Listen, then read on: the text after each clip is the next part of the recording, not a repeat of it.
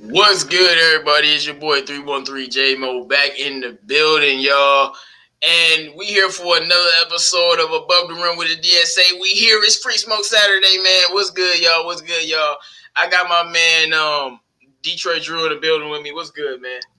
I see that you absolutely had to rock the Michigan shirt, man. You're already trying to get some free smoke going today. I love it. Oh, man. Obrien just came off of whooping Michigan State ass. This shit felt real fucking good. But, all I heard is how Michigan State was going to beat us. But it's all good. But, let me see. Shout out to all of the people in the chat, man. Make sure you guys like the video. We got Chef Curry, John Bradshaw, Detroit Ghost, Marvin Tolbert, Julian Ghostin. What's good? But hold on, y'all, 1 second. I gotta hook up my little Ethernet real quick so I can have a better connection. Hold on, y'all. Hold on real quick.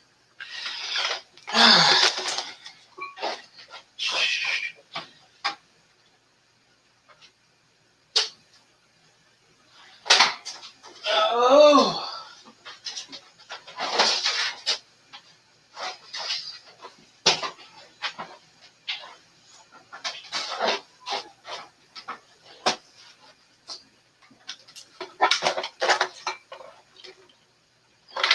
All right, man. Now that I got that out the way, seems like we got some more people. All right, we got my man Pistons Talk in the building, man. What's good, man? What's good? A little bit late, it looks like, but ready to talk some basketball. Yeah, man. Yeah, you already know, man. We're gonna have a good time today. Shout out to all the people in the chat. All right, so Pistons Talk, we talked about this on your channel yesterday a little bit, but obviously we got to rehash it a bit on the show. Blake Griffin has been bought out. So we have to talk about thoughts on the ball, buying him out. Did you like buying him out? Did you like the amount of money that he gave back? And what does this mean for the future of the Pistons now that he's bought out? And basically, we funneled out all of the old Pistons now. Derrick Rose and Blake Griffin. The last one is Fee, to be honest. He's got 2 weeks. Right. But really, we got my man Bravo Mo in the building. What's good, Bravo? What's going on? Yo, I got the white tank, baby. I'm sure Ben will be happy about that. Yeah, I know, man. I know.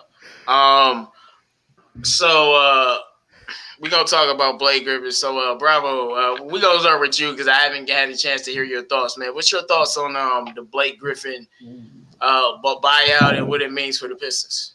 Happy for him. Happy for him. He made the right decision for himself.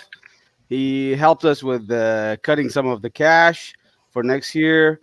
And he needs a different team. He needs a team that is a winner. So he wants to play for a winning team. I think it's the best move for him and the best move for us.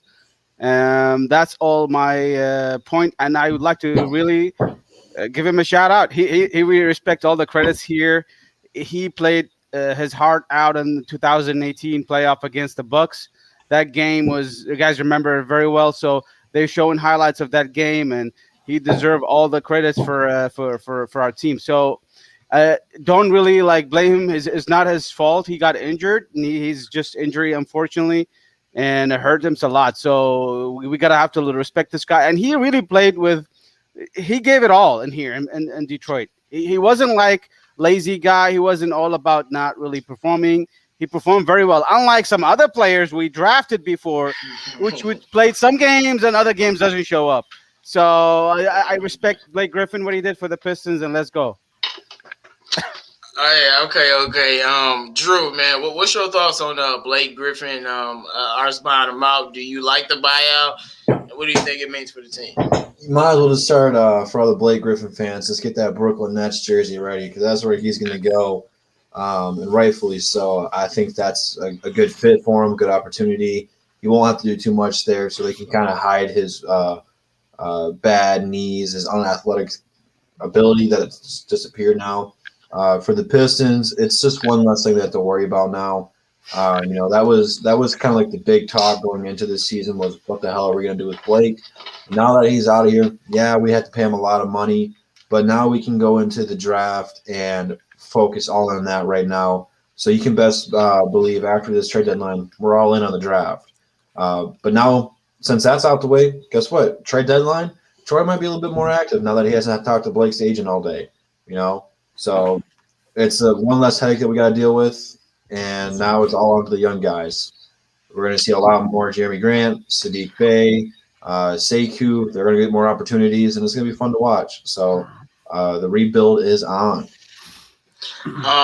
What's good, Rap Guy Reloaded? Shout out to everybody in the chat. Make sure you guys like the video if you haven't already.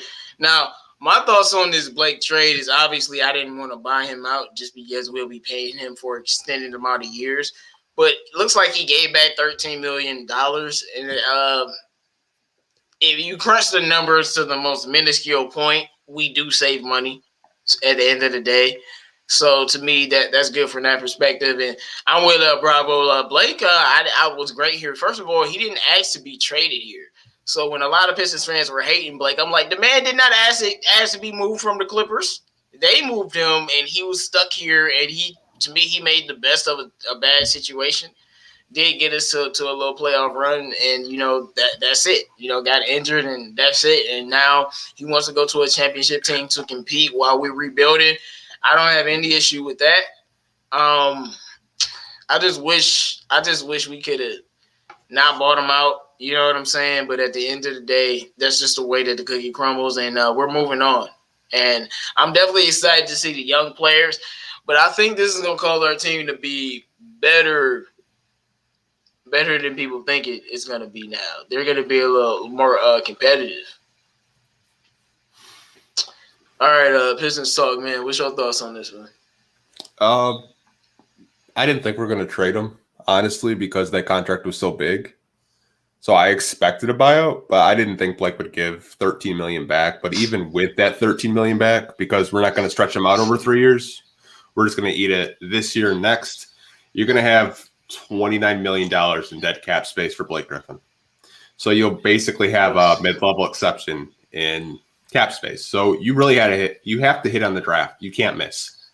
It's huge. You have to get 3 rookies next year, or who knows what Troy has up his sleeve. Maybe he'll get more first-round picks. But, I mean, I can kind of see his plan and what he's doing. Because I made a video earlier today talking about how he didn't want to do the 3 years. He wanted to do just 1 and 2. And then all those free agent signings like Jeremy Grant, Mason Plumlee, they'll all be free agents when we're done paying Blake Griffin. And all the rookies we drafted this year will be in their third year. And who knows what we get in 2021 and 2022. So I see his plans, and it's actually weird because we have a GM that actually knows what he wants to do. Look, I don't think we've had that in a long time. Right.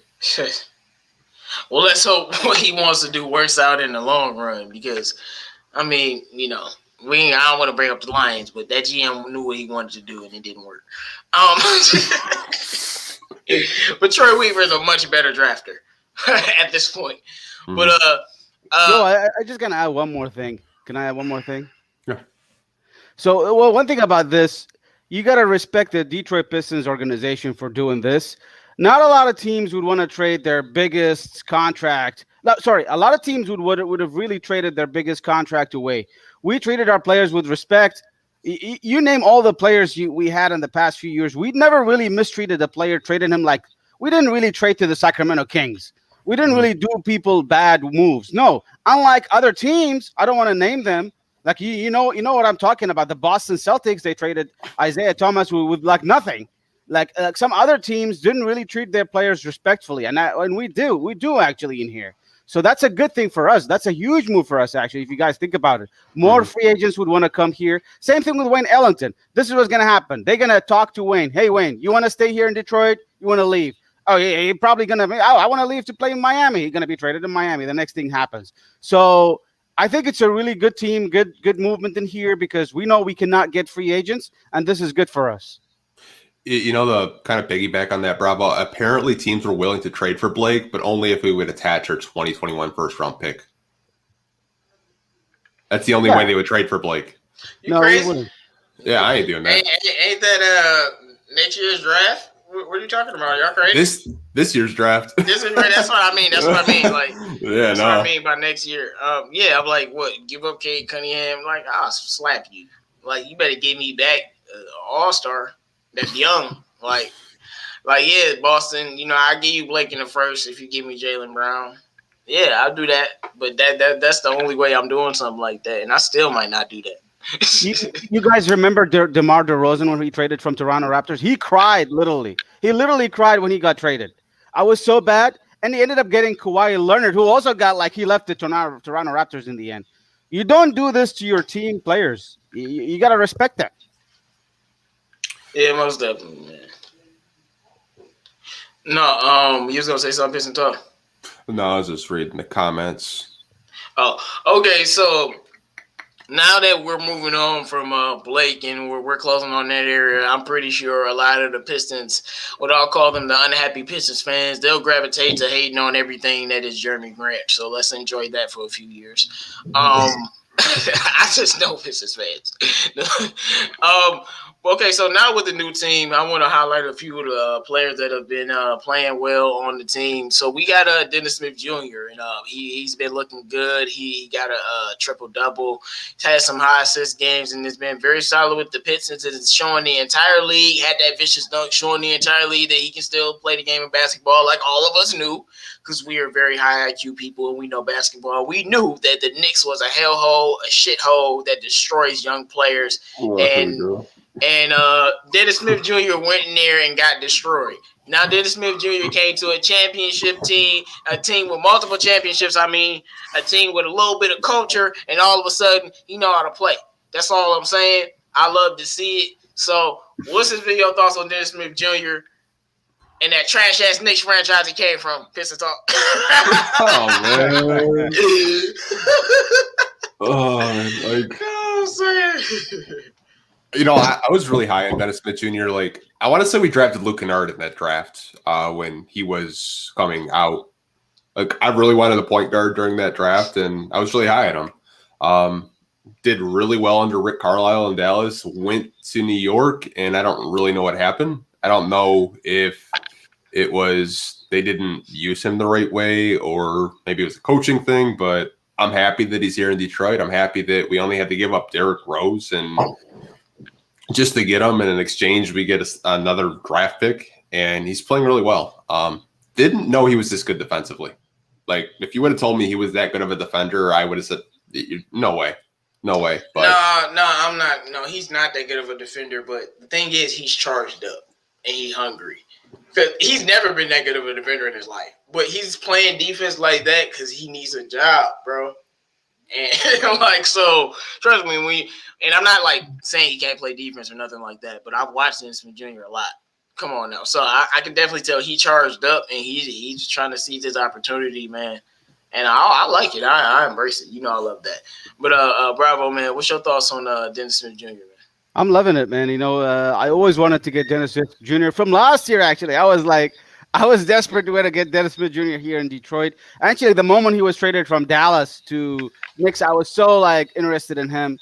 I'm so happy that we got him. The point is just he's really playing his best career stats. I'm looking at him right now, not in terms of points, in terms of minutes, but in terms of his best career in terms of 3-point shot. He's shooting his 35% up to 41%, 42%. So that's really impressive. He's averaging as highest career steals I'm looking at right now, and he's making one of the best assists also. Like he made a triple-double. We haven't seen I haven't seen a Piston point guard with a triple-double for a while. Let's face it. When was the last time we saw a Pistons point guard with triple-double? Jennings, I don't think Jennings did he make few triple-doubles? I think Reggie Jackson had one or two. Yeah, maybe. But this guy is he's so you gotta live the hype of the moment right now. We're living the hype up of the moment of Dennis Smith Jr. We're enjoying the potentials. We don't know what's his ceiling. So far, people oh, this is what he is. I think he's got a little bit of a higher ceiling, but am I really so interested more in him? No, actually, I got more interested in this year in Saben Lee than him so far. Saben Lee is the most impressive point guard we have this year. Killian Hayes, he just got injured. I cannot really put him in the category, but Saben Lee is really taking over my heart. I love him so much. But Dennis Smith Jr., let's go back to him. So happy we got him, and he's got a chance. We just need to really look at him in the offseason. Are we going to offer him a qualifying offer, 7.7 million, or are we just gonna Troy Weaver talk to him again and give him like a 2-year deal of whatever, maybe $6 million each year? Maybe we could do it that way. I don't know, or $5 million each year. It's gonna depend on what happens with Killian this year. Yeah. Okay, Drew, man, what's your thoughts on Dennis Smith Jr. and him coming to this team, his resurgence, and how he's been playing? Well, first and foremost, let's start this one off with ethnic fans. They are the worst fans I have ever seen. And this just goes to show you what putting faith into a player can do for them. Dennis Smith Jr. had an opportunity since he got traded here, and he's been playing terrific ever since. He's gotten better every single game. The chemistry with the teammates have gotten better each game. Hell, he's made his teammates better. Plumlee's been playing better. Everyone who's been playing with him has been playing better. But you talk about pressure.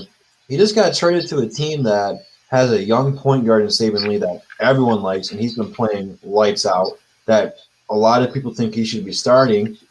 And you also have Killian Hayes, who will be coming back from injury here in a couple of weeks. He's got to play well. It's pressure.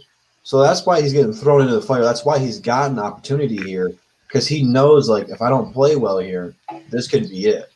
It's kind of sad I got to that point, because like everyone else said, I was super, super high on him going into that draft. I loved him in Dallas, and he didn't fit with Luka. What happened with the Knicks is he goes there, and just his opportunity was gone. He wasn't playing well enough for him at the rate they wanted him to. They all like Frank Ntilikina, who just wishes he could be Dennis Smith Jr. He's not athletic like Dennis Smith Jr. He's a good defender, but Dennis Smith's got more potential and more he can offer to the team. Not knocking Frank. Frank's just a step or two back. He still needs to develop.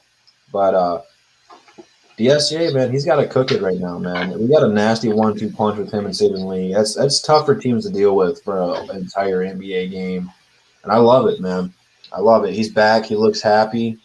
And he's trying to get this team to win some damn games. Just we're ass. That's all there is to it. Yeah. So obviously we've mentioned Saben Lee, and that's it. Like I said, you guys in the chat, we're gonna highlight some of the players on the team that have been playing well recently. Because I don't think this is gonna stop. I think it's going to continue. And Dennis Smith Jr.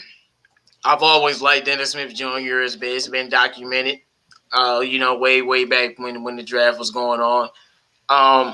And I'm very, very – the thing about Dennis Smith that's impressing me the most is his passing, because according to what I've seen him before, he wasn't playmaking like this. So his playmaking is really what's impressing me the most. His defense is good. His scoring, his athleticism, his toughness, that's stuff that I expect. But specifically the playmaking, because you know me, that's what I value the most with a point guard. I want a damn point guard that can make plays. I've been screaming about it for years and years and years. So it's good to see him be able to do that, because you can see Saben Lee is a scoring guard. Like, he's just like, yes, he can get high assist numbers as well, but the way Saben Lee plays makes comes off of if he can't score in the paint, then he'll get it to Stewart, or sometimes he might be looking for Stewart. But DSJ is a little bit of more advanced. Obviously, he's been in the league longer. So I'm proud of what he's doing, and I think he's gonna be like somebody said, a good sixth man or whatever. We'll see whoever starts. I really don't care. I'm just glad that we finally got some point guards that all fight for that starting spot, fight it out. Who's left over, I could care less. As long as those three, Killian, Saben, and DSJ are getting their playing time, I'm smooth. And all right, now I'm going to move to talk about my man Saben Lee, man, the young athletic scoring phenom for Vanderbilt, dropping 20 off the bench twice. I mean, he's been playing better than Dennis Smith Jr. As much as we were just talking about Dennis Smith Jr., this man Saben Lee looks like an inside scoring machine. Like, he just can't. He's hit a few outside shots. But the thing about Saben is he looks exactly like he did at Vanderbilt. And the thing about college players is they have to be able to do what they did in college on the NBA level. But when you're in college for 2 or 3 years like Saben was, it's much easier to transition to the league. You see a lot of these older players, that's just how they are. But Saben Lee has been balling out of his mind.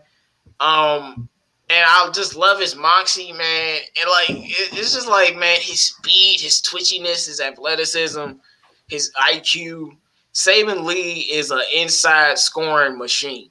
Like he remind you know who I think Saben Lee is? I think Saben Lee is Colin Sexton. I'm serious. That's funny.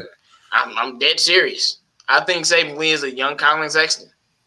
He reminds me just like Colin Sexton, that inside scorer that definitely he's a little bit better playmaker than Colin, but not necessarily a playmaker, more of a scorer. But yeah, I can give you 7 or 8 assists if you need it, because Saben can dish it too. He is a point guard, but Saben Lee reminds me of a young Colin Sexton. I'm dead serious, and I think that's what he's gonna be. He's only gonna get better. His ceiling might be a little bit lower because he was in the college, but I still think Saben Lee got 4 more years to improve. He got a whole college degree to improve. Even if it's so, Saben Lee, just like my man Rapper, Saben Lee is a problem. Yeah, he truly is. And what I don't like about Pistons fans is they always try to diminish other players on our team to big up other players instead of valuing everybody on our young team. You know what I'm saying? But to me, that's not what this is about. No, Sexton is young, but he's been in the league for 3 years now. But young rookie Sexton he looked just like Saben Lee, to be honest, because I used to pay attention to him. All right, y'all. We're gonna start with you, Drew. Man, what's your thoughts on Saben Lee and how he's been playing? He's just one of these guys who just has a high motor, who just wants to go a million miles per hour every single time he's on the court. Doesn't matter who he's going against, he's not backing down. I do like the Sexton comparison. It looks like we got going on here, where they're high competitors, man. Saben Lee is just so athletic. I can't wait for him to put someone on a poster. Once that happens, man, people are going to go crazy. It's only a matter of time. He attacks the rim. But most importantly, I've actually been surprised by how well he's been shooting the ball. He shot the ball way better than I thought he would. I thought that would be one of his downfalls. He's not shooting a bunch of them, but when he's shooting them, it looks good. It's something that he needs to continue to work on and get better at. But for the most part, man, the Pistons got to steal. I think we can say that about all of our draft picks for the most part. They're steals. Troy Weaver just did a great job. Troy Weaver knows talent. Saben Lee's going to have a bright future for this team, either as the starting point guard or a 6-man, or maybe playing a 2-guard position with Killian, and just being something more than just another young player. He's going to be a part of this team. He's a building block. So it's very good. Our future's very bright. I love him.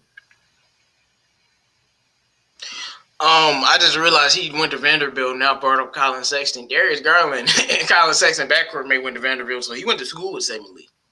And he started over Saben Lee.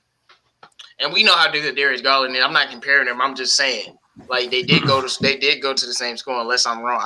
Didn't Garland go to Vanderbilt? He did. Yeah, that's what I thought. Yeah, so that should tell you something about Saben Lee's perseverance. All right, Bravo. What's your thoughts about Saben Lee, his play, and just how well he's been playing, honestly? Man, with the way we lost our point guards this year, I mean, he completely took me by surprise, and I wasn't expecting much from him. So what he did so far, he just completely surprised me. And he's 6'2" athlete who can run down the court. The thing that impressed me the most is he doesn't turn it over. That's the biggest thing for me. When you're looking at a point guard, what is your assist to turnover ratio? He's not too bad. He's turning it over very low. He doesn't average. His average turnover I'm looking at right now is 0.7. It's not even. It's under a 1 turnover per game, and he's making about 2 assists per game to 3 assists sometimes, 2.1 assists. So that's 2.3, whatever. So that's very good for a young point guard like him. And I'm actually debating, should he really be the backup point guard, or should it be Dennis Smith Jr.? I don't know. It's in the situation. I think we will. Casey, I think we're gonna probably playing some of the players together. We will see Killian with Dennis Smith Jr., Killian with Saben Lee, because Killian can play shooting guard too. He can shoot the ball off a shooting guard position very well. So This is what only thing I'm looking at. We will have a competition, but that's exactly what Detroit Drew said in his video. I'd rather have this problem than we don't even have a point guard. So this is a good thing to have, and I'm really happy with Saben Lee. D-Lock, man, what's good, man? Make sure you guys like the video if you haven't already. We got 49 people in the chat. Yeah, no, look, I love Saben Lee and like starting him. Like, if it was me, I would start him over Dennis Smith Jr. only because I drafted him. And if he's playing like that, I mean, like I'm just looking at all of his games right now. Let's see, his first game, 12 points, 4-7. Second game, 21 points, 8 of 11. Third game, 13 points, 5 of 8. Fourth game, 8 points, 4 of 9. Ninth game, 9 points, 3 of 5. 10th game, 20 points, 8 of 11. And then the last game, 5 points, 1 of 5. My point is this man is shooting 54% from the field and 66% from three. Now, obviously, he's not a shooter. And this is the thing that people got to realize. He's a scorer. So scorers can make jump shots. Like, even if they don't have a naturally good jump shot, scorers can make jump shots. Even if you can't shoot. Like, you can talk about how Westbrook shot is, but if he'll hit a three. So any scorer can make a jump shot with Saben Lee because I'm looking at him. He only took threes in 2 games. But how accurate he is from finishing is the thing that isn't the fluke. And honestly, man, he's my young rookie. I might start him over Dennis Smith just because he's my guy, and like he's been playing better than Dennis Smith.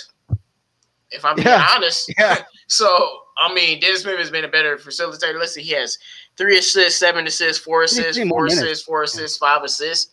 So in this game, in this 10-game span where he's been playing, he's averaged like 5 assists. That 2.3 is really adding in his other games. But he's been so very good that I probably would start him over DSJ and bring DSJ off the bench.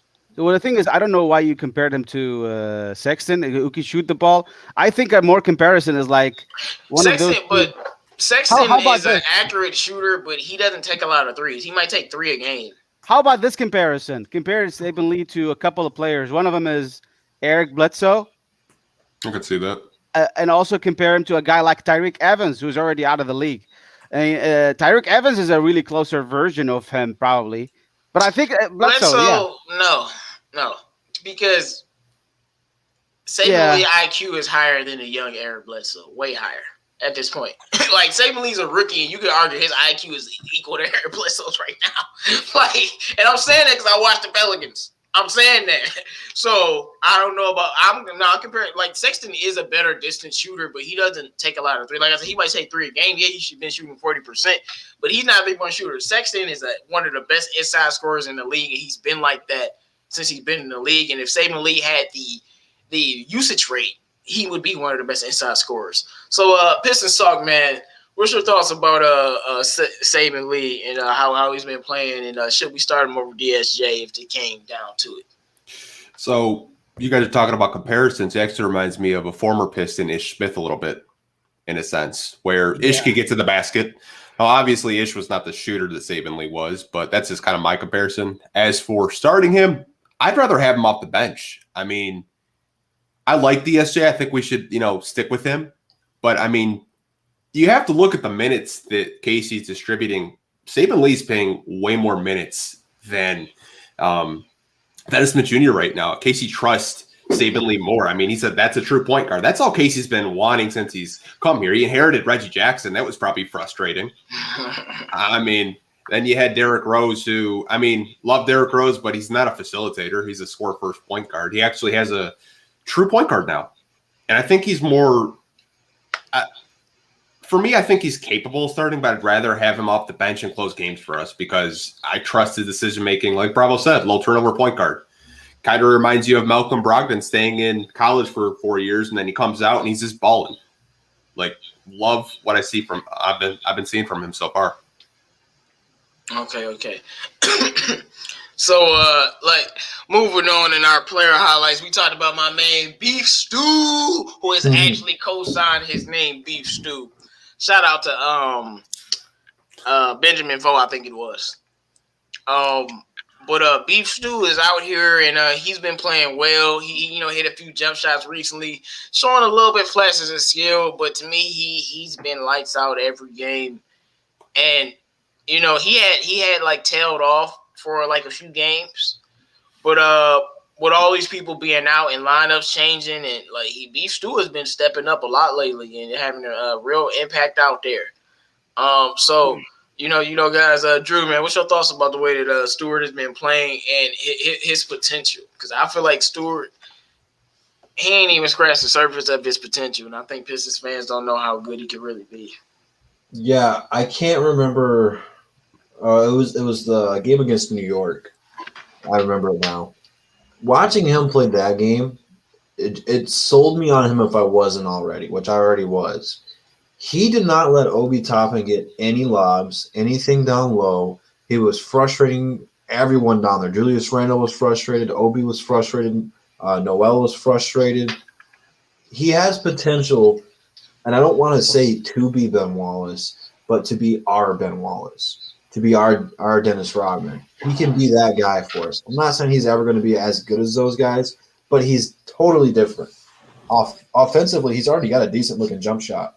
He just needs to be a little bit more, I don't know what the right word for it, aggressive with it, where he needs to look for it a little bit more because he has that shot available. A whole lot of people just think he's going to do a handoff or whatever. That mid-range jump shot is solid, and that's a lost art in this game. But he can already rebound. He's already a great defender.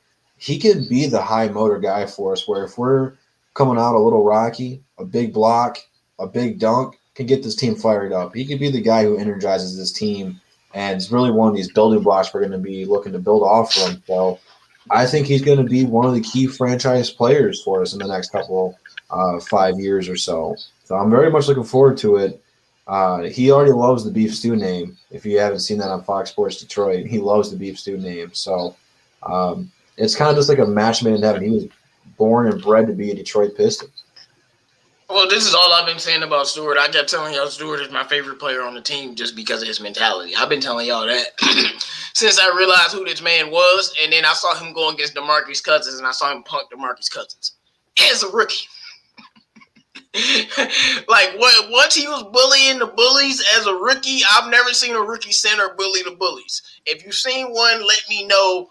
In the last 10 years, a rookie center that was bullying the bullies of the league. Ain't nobody bullying Isaiah Stewart in this league. Nobody. It don't matter who you is. Don't matter Giannis, Joel Embiid. I don't care who the hell you think you is. It's not happening. And that's why I love Stewart. But I think his mid-range jumper is solid. And I'm talking about an 8-footer, 10-footer. That's what I'm talking about. That is solid enough to where he can score. But like he said, the coach only wants him to rebound and catch lobs. The coach is not going to call any plays for him. I'm trying to not shit on Dwayne Casey, but like the coach is like, it's like, why don't you see how great Isaiah Stewart can be? Why does he have to just be some defending dog type of nigga? Why won't, let's see if he can score. You know what I'm saying? Instead of like isolating him in some situation and like he has to throw a hook over a defender and then miss, and then you think he has no offensive bag at all. We don't know. Like, can I see a couple plays by Isaiah Stewart? Mason Plumlee can get plays called for him. Obviously, he's a seasoned vet, but we can't call one post up, one jump hook midi for Stewart off of, like, we can't call a pin down off of a pick and roll. Like Saben Lee is the only one who getting Stewart baskets, really. And that's not called plays, though. That's Saben Lee being a point guard. I just don't like none of that. I'm trying not to shit on Dwayne Casey, but he's making it very easy. But I'm going to just leave that alone, man. I know, man. Isaiah Stewart is a monster, man. Bravo. What's your thoughts on this topic and the way that Stewart's been playing recently? After, like I said, he did tail off for a few games, but recently he stepped it right back up and ramped right back up the intensity. Yeah, it is like, I think, people like, I was when the draft started, I was expecting Killian Hayes and Saddiq Bey to be our best player, especially Saddiq Bey, the best season. I think right now, in my opinion, I think the best player rookie we have this year is Beef Stew. Beef Stew. I say this because of his defense, man. You cannot have a good defender like Imagine we don't have him right now. How would this team do without Beef Stew? No, we don't have an interior defense. Saddiq Bey is not as a good defender as Beef Stew at all. He's still good. He's decent. He can hold defenders, but he's not as good as Beef Stew. So Beef Stew's defense speaks for itself. He can block shots. I mean, he's not an elite blocker, but he's still learning it. And I'm loving what I've seen from his mid-range jumper. His guy has a good IQ. So I think if you ask me who's the best rookie so far this year, I'm still gonna stick with my opinion. So not Saddiq Bey. I'm gonna stay with Beef Stew because he exceeded all the expectations in my opinion as a center. So that's why I'm really so high on him. And he's still 19. Saddiq Bey is turning 22 this year. 21, he's turning 22. This guy is still 19. He's gonna turn, I think, 20. I don't know when. But this is what I like about him. He's got a lot of potentials. He's just Seikou's age, close to Seikou's age. Yeah, and this is what I just don't get it. With our young core and the Pistons, man, they be hating on our player. They be hating on Seikou. They be hating on Killian. And I'll just be like, you realize how young these players are and how great they are.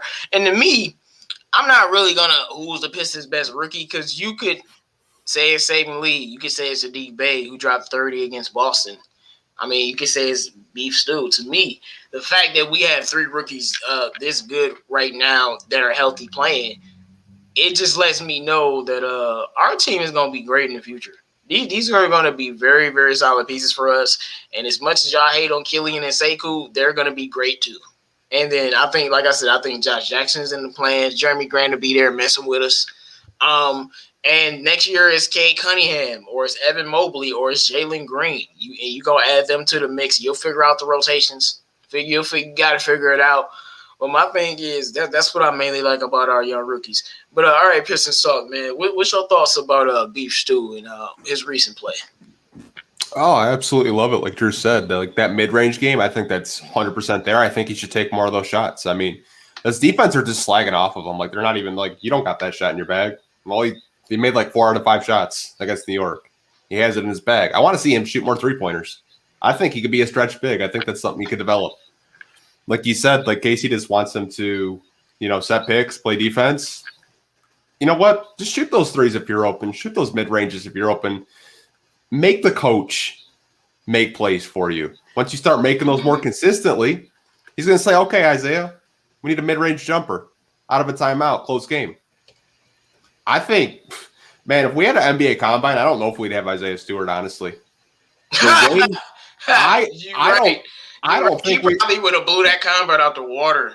But you could arguably say he'd be a top 10 pick. I mean, he bullied James Wiseman. He bullied Onyeka Okongwu. I mean, those are 2 centers that were drafted above him.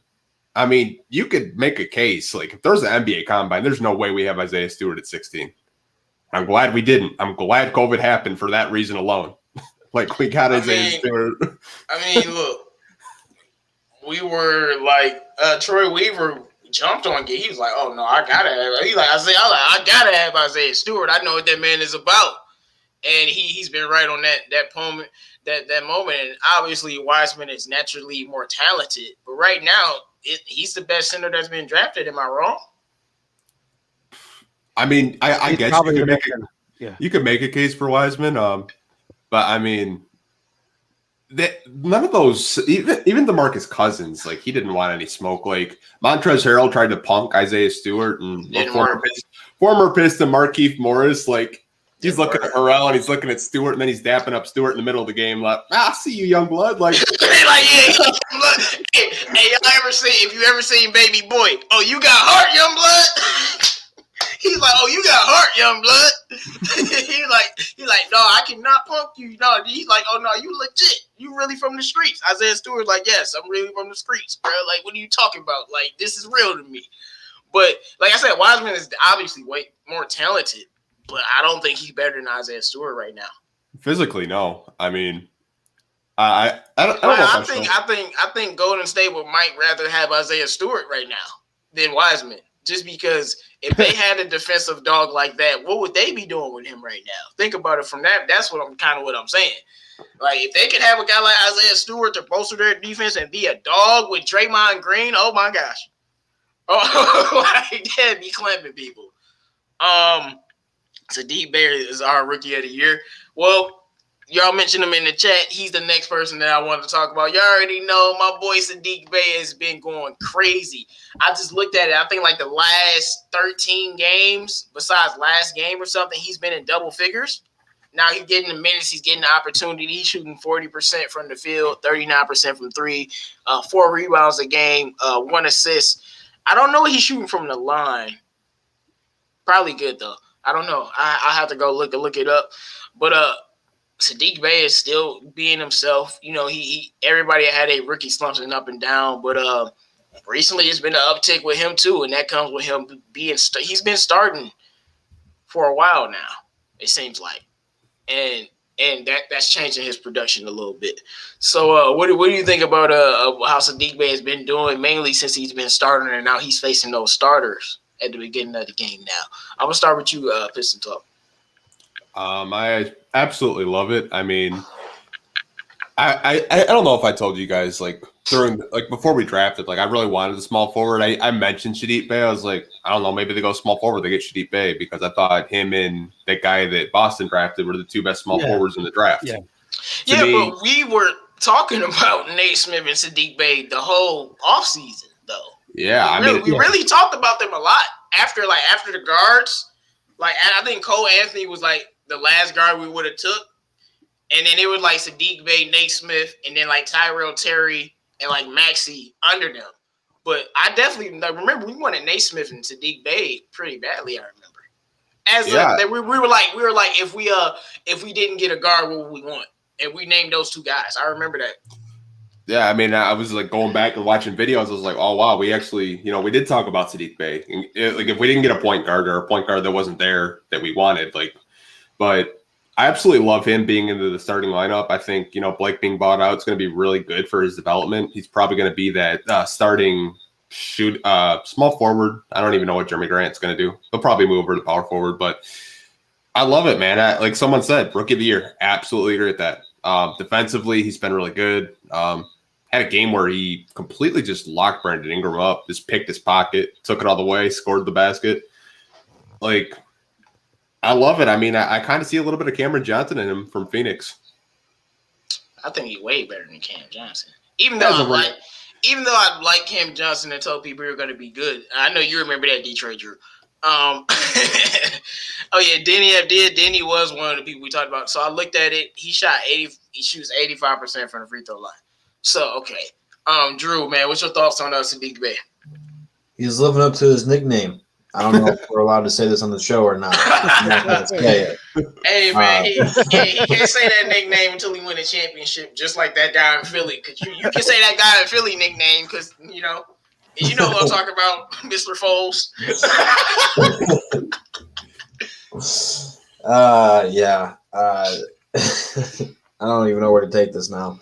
Man, you shouldn't have took it there, bro. Yeah, I know. You're hilarious. You're hilarious, man. Hey, but Saddiq has been holding it down though. Like I want to call him nice, but after the comment I made, I can't do that without saying pause on it. So I'm like, I'm trying to tread lightly here, but Saddiq, man, he is absolutely 125% the steal of the draft. There's no ifs, ands, or buts around it. We traded away Luke Kennard, where Luke Kennard's not even playing for the Clippers right now. And now we got a guy who can shoot just as good, if not better, than Luke Kennard, and he's only a rookie. And he can do more. He's already a better defender, and he's shown signs of being able to attack down low. Again, he's a rookie. He's going to get better, and that's the really scary thing about it. He's already shooting 40% from downtown. It's like 39 point something, but it's 40% if you round it up. It's amazing. He's one of the first rookies to win a player of the week and for the Pistons for a very long time. I'm not sure what it was for just a normal NBA off the top of my dome, but that's special. Like that's rare. This kid is going to be awesome. Like he already is awesome, but he's only going to get better from here on out. And now that Blake's gone, there should be nothing holding Dwayne Casey back from playing him more minutes at all. So I'm looking forward to watching the second half of the year just because Saddiq's going to get a bigger opportunity. Now it's all about being more consistent, working on some things that Dwayne Casey's going to want him to do in the offseason, like probably attacking the rim and playmaking. So I'm very much looking forward to it. Steal the draft. I'm happy Troy got this guy. No, definitely 100%. Yo, Saddiq going to be our KD. Nobody's KD. Our KD is a money base. But I feel like Troy Weaver was trying to fill all of those roles, you know, and I'm not saying these guys are like these guys because these guys are superstars, but you know, get the left-hander like James Harden and kill it. You know, you get the athletic young guard like Russ and Saben Lee. You get the dog center like Serge Ibaka and Stewart, and then you get that wing player, you know, like Saddiq for that KD role. Obviously, they're not good as those superstars. I'm not saying that, but I think that's what Troy Weaver was trying to do on a small scale. Very small scale. I think he was like, let me go get these players of these archetypes, you know, and try to make something of it as I continue to build my team. You know what I'm saying? And it could definitely work in the future because Saben Lee is great. Saddiq Bey is great. Isaiah Stewart is great. Killian is going to be great. You know, and now it's just up to getting rid of Dwayne Casey so we don't have to lose Sekou and then watch him dunk on somebody. But anybody else didn't answer this question? Bravo, did you answer?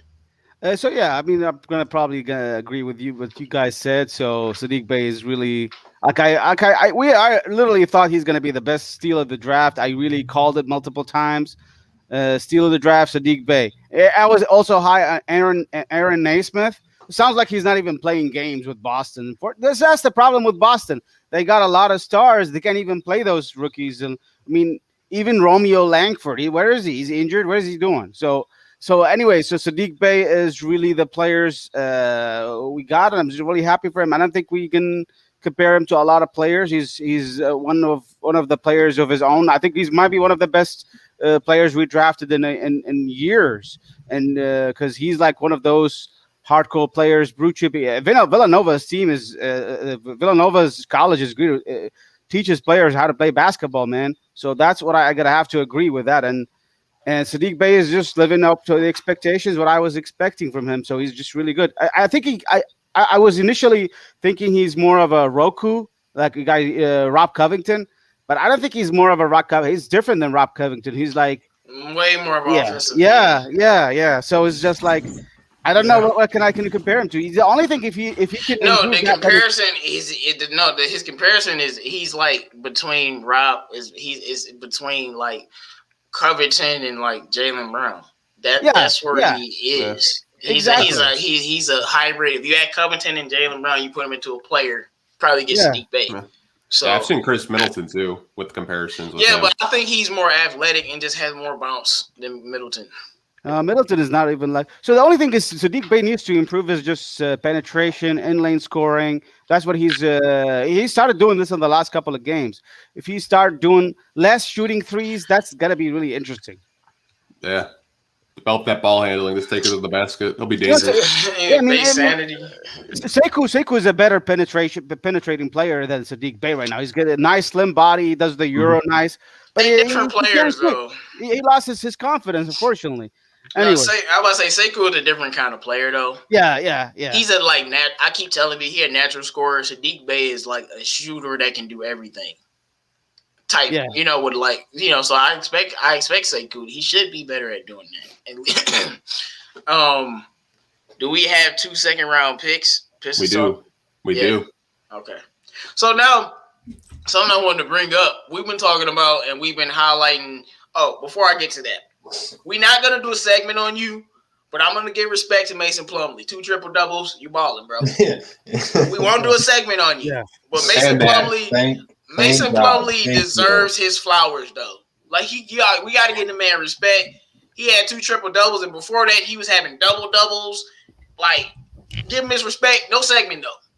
Now that looking at our team, you're going to have a young Pistons squad of basically – if everything works out, and let's say Ellington and the line right and Magruder are gone, everything works out. You're looking at works out perfectly. You're looking at DSJ and Killian in the backcourt.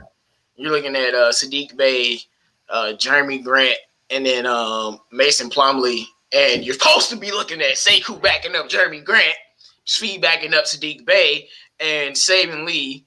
And I'm assuming we have another shooting guard somewhere that we want to throw. But Saben Lee or somebody else backing up Killian or DSJ. So that's how it's supposed to work. And if it works like that and our young players are playing good, I don't think the Pistons are going to be losing nearly as many games as they need to lose in order to get the first overall pick. This team has been scrappy. It's been competitive. The main thing I've noticed about this new team, Josh Jackson, that's who. Josh Jackson and Saben Lee will be replacing Killian and DSJ. I forgot. Josh Jackson's that dude. But when all of that stuff happens, I think our team is going to be much better. Not saying, we're going to be great. I'm just saying, compared to being the worst team in the league, I don't think we're going to be the worst team in the league, y'all. I really don't. If these young players come back, and if Killian actually comes back and he's healthy and he progresses, and Saben Lee and DSJ, and we have those 3 guards, now we got 3 damn guards, bro. I'm not here like I'm not into that who's better comparison, all that other crap. I could care less. Now that we got 3 guards that we can rotate, I love it, and then you added that with Josh Jackson and Saddiq Bey, our team could be a lot better now that you got rid of all the fodder and the trash, and probably some of the veterans are going to get traded. So my question to y'all is, how do y'all feel about that? And do you think our team will be better? If you're like, nah, we still going to be just as trash. I'm going to start with you, Drew. I'm sorry, will we be better with what? Better with the team being better. I mean, I'm sorry, I dozed off for a second. I missed it. Oh, gosh. No, I was talking about the fact that now that we got all our young players, this team is going to be way better just because they compete harder and they are better, and with that more opportunity. If you look at the Pistons the last few games, even without Jeremy Grant, they've been way too competitive. Well, yeah. There's several things going into this now. Obviously, one's chemistry this offseason in terms of free agency, trades, stretching contracts out, and the draft. We had a huge turnover where people weren't familiar with. Blake Griffin was the longest tenured Piston. He only been here for a handful of years. And now, in a matter of months, it's Svi Mykhailiuk. He's only been here for like 2 or 3 years now. Like, it's kind of crazy to think about. So now that these young guys are clicking and vibing off the court, it's translating to on the court. Plus, like I said, now that Blake and Derrick Rose, Andre, all those guys are gone, these young guys now have opportunities to play on the court and be really efficient. Plus, when you have a coach like Dwayne Casey who's saying things like teams better get their licks in now because in 2 to 3 years we're going to be really, really good, people are starting to buy into the Detroit Pistons. The people who are here right now, the guys who know who are staying, are buying into the Detroit Pistons system, rather if it's Dwayne Casey, rather if it's Troy Weaver, or both. These young guys want to play hard for these guys because they gambled on them. We traded for all these guys. We drafted them. They want to play here now. So I think with the combination of everything just piling up, chemistry's clicking, guys want to play hard, we are playing better. Like the game we played. I was about to say, that game against Toronto, like, Jeremy Grant and them boys weren't playing, and we hit the most threes ever, and 2 people had a triple-double. That's a problem. Like, that's a problem for a team trying to get Cade Cunningham. Like, teams trying to get Cade Cunningham, don't do that. Like, right. Seriously.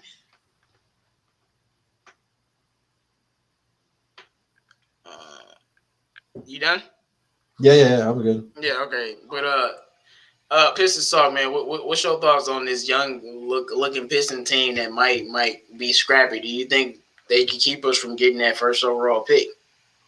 Well, before I say that, I'll just say this. Andre Drummond never had a triple-double. As a Piston, Mason Plumlee has 2. So I'll get that out of the way. Plumlee. Hey, don't make me go to Twitter and post a Plumlee video of him dancing now. Don't make me do it. Well, we know why he was dancing. You see his fine-ass girlfriend. Oh, no, bro. That's why he got triple-doubles. He got him a black girlfriend. All of a sudden, he getting triple-doubles. Hey, that's all I'm saying. All I'm saying is, Plumlee got a black girlfriend. All of a sudden, that man getting triple-doubles. That's all I'm saying.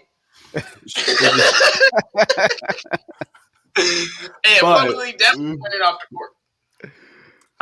But I think that we'll be competitive, but I don't think we're going to, win 30 games. I think we'll probably finish with like maybe around 20-ish or so, something like that. But I mean, because the schedule is going to get a lot easier. We're not going to be, I don't know how many more back-to-backs we have. I feel like we have a back-to-back at least once a week. Like, am I tripping? Does it seem like we have a back-to-back every damn week? We do. I think that's how the NBA works. That's how the NBA works now. There's like a back-to-back every week. That's the NBA. Yeah, but like Killian's coming back. I don't really know what to expect. I actually kind of wanted to sit out because you could have Kate Cunningham and Killian Hayes win co-rookie of the year together because Killian technically didn't play enough games, so he could be eligible for rookie of the year next year. So that could be interesting.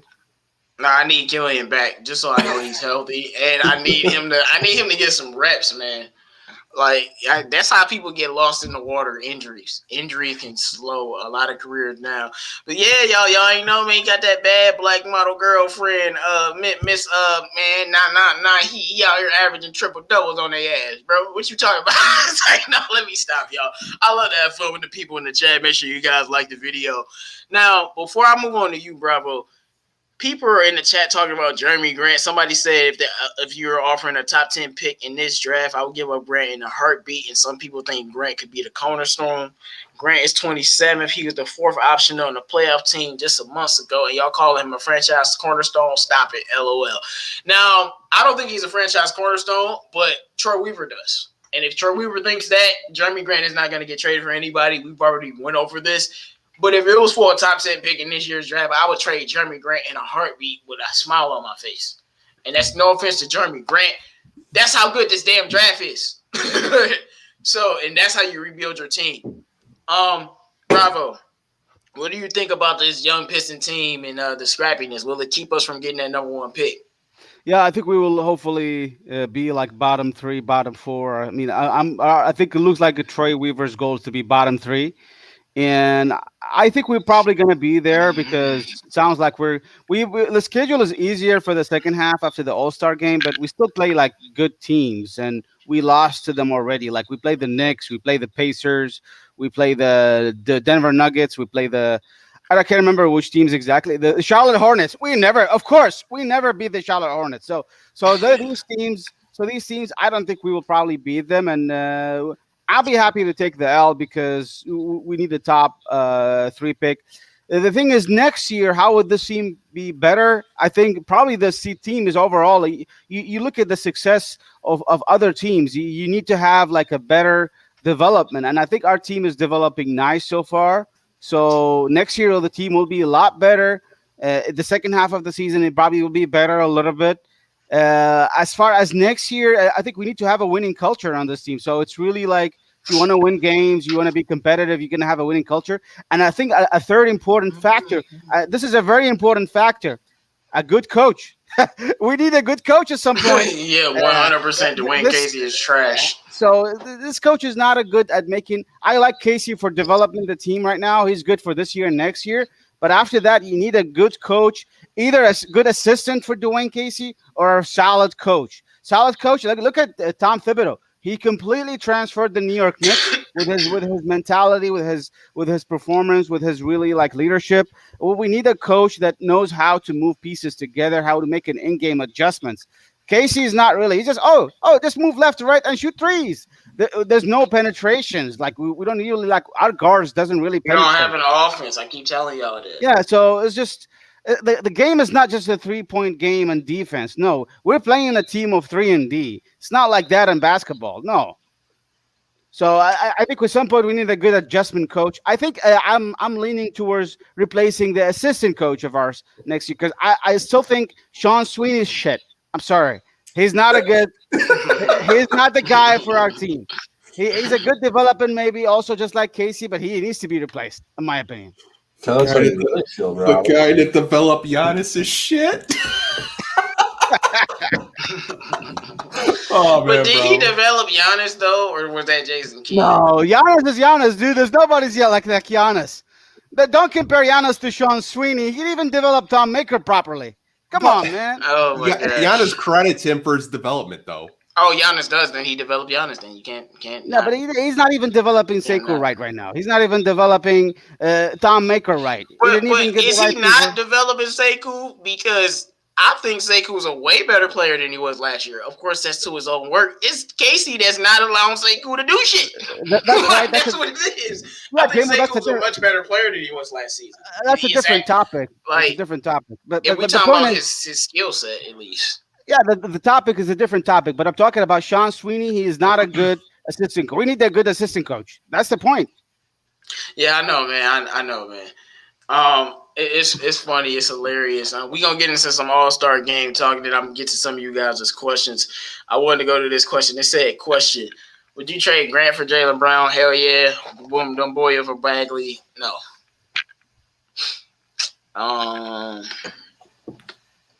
It's another question. All right.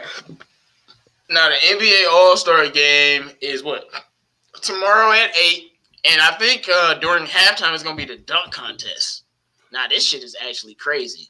So is it Team LeBron against Team Embiid or something? I don't even know who's the captains of Team KD. Team KD. Oh yeah, KD got the most votes against Team LeBron. Mm-hmm. Yep. Why is it always Team LeBron? That should tell y'all something. Team LeBron to run this. So one. Yeah, what do y'all expect to see from this game, considering fans won't be there? What you expecting from the dunk contest? And why there ain't no Pistons in this All-Star game? Why we suck so bad? Obviously, I know why, man, but I had to do that, man, because it hurts to talk about the All-Star game knowing we ain't in it. We ain't in no, like, did Saddiq Bey, didn't Saddiq Bey make, like, the Rising Stars? Did Saddiq Bey make, like, the Young Star Challenge or whatever? He didn't make it? No. How did he not make it? I don't know. Have you seen the list? I haven't seen the list. How does Saddiq Bey not make it? He's a top 5 rookie this year. Here, I can go pull up the list. I guarantee you Saddiq Bey is going to be first team all rookie, but he didn't make it? No. What? Because it's first and second year players, I guess. So, man, that's trash. So we don't have a rising star this year? No. Josh Jackson is another right? No, he's not a rising star anymore. No, he says, I hope when Killian gets back, he shines. He just don't want him to rush back, press himself, improve. Look, man, Killian knows his deficiencies. He's been working on his jump shot a lot. But no, like I said, pressure either makes diamonds or birds fight. He's under a lot of pressure. We got a lot of good guards now. I think it's only going to make him better, to be honest with you. And being able to sit and watch the game, that'll make you better. And this extra time being hurt, he gives us a chance to work on some of his skills, and he's gonna come back and contribute. So go ahead. I got the U.S. roster is Zion Williamson, John Morant, LaMelo Ball, Anthony Edwards, Tyrese Halliburton, Tyler Hero, DeAndre Hunter, Keldon Johnson, Michael Porter Jr., and James Wiseman. Man, take DeAndre Hunter bum ass out. What? And put in Saddiq Bey. Yeah, I mean, the world roster, like the only one from this draft is Precious Achiuwa, Denny Avdia, and let's see. RJ Barrett is in there, I know. Yeah, RJ Barrett is nice, man. He's a good player this year. Oh yeah, RJ Barrett. Man, it feels like RJ Barrett's been in the league for 4 years. Honestly, it does feel like he only been in the league, but this is second year. This is his second year, ain't it? He only been in the league. Look like Pistons talk. I thought you went out for a second, but this is only his second year, man. But that's funny. Now Killian definitely gonna be hungry. Now Killian see Saben Lee and Dennis Smith balling out. I know he sees, so he's definitely gonna come back. But I don't think he's gonna come back before he's healthy though. Yeah.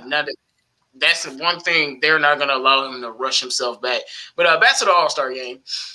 What's your thoughts on that? And mainly, I think I want to talk about the fact that they're deciding to move the dunk contest, I think, and let, like, halftime of the All-Star game. To me, that just turns up everything.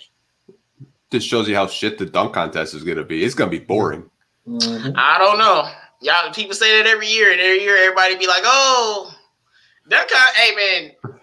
Dunk contest, I don't know. I don't think it's going to be boring. I think it's going to be exciting like it is almost every year. I mean, we don't got Aaron Gordon in there, sadly. I wish he would just do it. But every time, then another Derrick Jones Jr. will pop up. So. I don't know. I mean, dunk contests are just like, they're getting worse every year. Like outside of the Zach LaVine and Aaron Gordon, they've been really boring to me. Yeah. I don't know, man. I like when Donovan Mitchell and wasn't DSJ in there. Like I don't know. I like the dunk contest, man. I don't know. It's just like I don't compare them to the legendary ones of old. I judge them by what they are. Same thing with the All-Star games. Yeah, it's just like my point. Like it used to be really good. Now it's just kind of watered down. That's all my only issue with it. It's like it's not the same. Like I don't know. Like you don't get excited as much, I guess. Man, no, it's because the best players in the league don't dunk. That's the problem. Like if Zion, you wouldn't be saying none of that if Zion was in the dunk contest. Oh hell no, I'd actually watch it. I'm not watching it. Like, if Zion was in the dunk contest, that whole spiel you said, you wouldn't be saying none of that because like that's the problem. Like back in the day, you had Vince Carter, prime Dominique Wilkins, Michael Jordan, Kobe Bryant. You had guys, even though Kobe was a rookie when he entered the dunk contest, but you had guys who were stars, like real stars, entering the dunk contest, like Zach LaVine and Aaron Gordon. They weren't stars when they were, and like I said, they'd be like. If Zion and Ja Morant enter the dunk contest, and then D Mitch, and then you add Miles Bridges because I know he's gonna be in the dunk contest this year. Then you're talking about a crazy dunk contest. But if the star's not gonna compete, then it's not gonna have the same impact. But all right, Bravo. What's your thoughts about the All-Star game dunk contest in the middle? This whole spiel that's gonna go on tomorrow. So All-Star game, I don't really like All-Star whole thing, the All-Star break. I'm not a fan of it because I don't like the All-Star game. It's not a fun to watch. You see just some highlights. I'm not really that because it's not really that much of impressive for me. I love the dunk contest. It's my favorite part of the whole All-Star game. I thrive for watching the dunk contest. But I'm curious if they're gonna make this dunk contest this year and in halftime. Isn't that a 15-minute? How come is that going to be 15-minute? It probably won't. Yeah, the dunk contest is usually like longer than 15 minutes, man. I think they're just trying to switch up the platform to make the whole experience more interesting. So you might see like a dunk contest for like a 45 minutes or 30 minutes. Yeah, probably. Yeah, I'd rather do that than watch some halftime show. Well, yeah. I never watched the All-Star game halftime shows.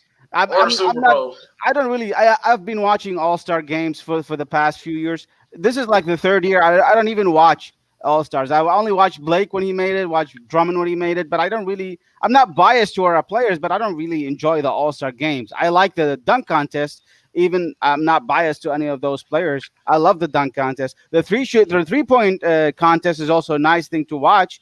Why not? I don't like the skill competition.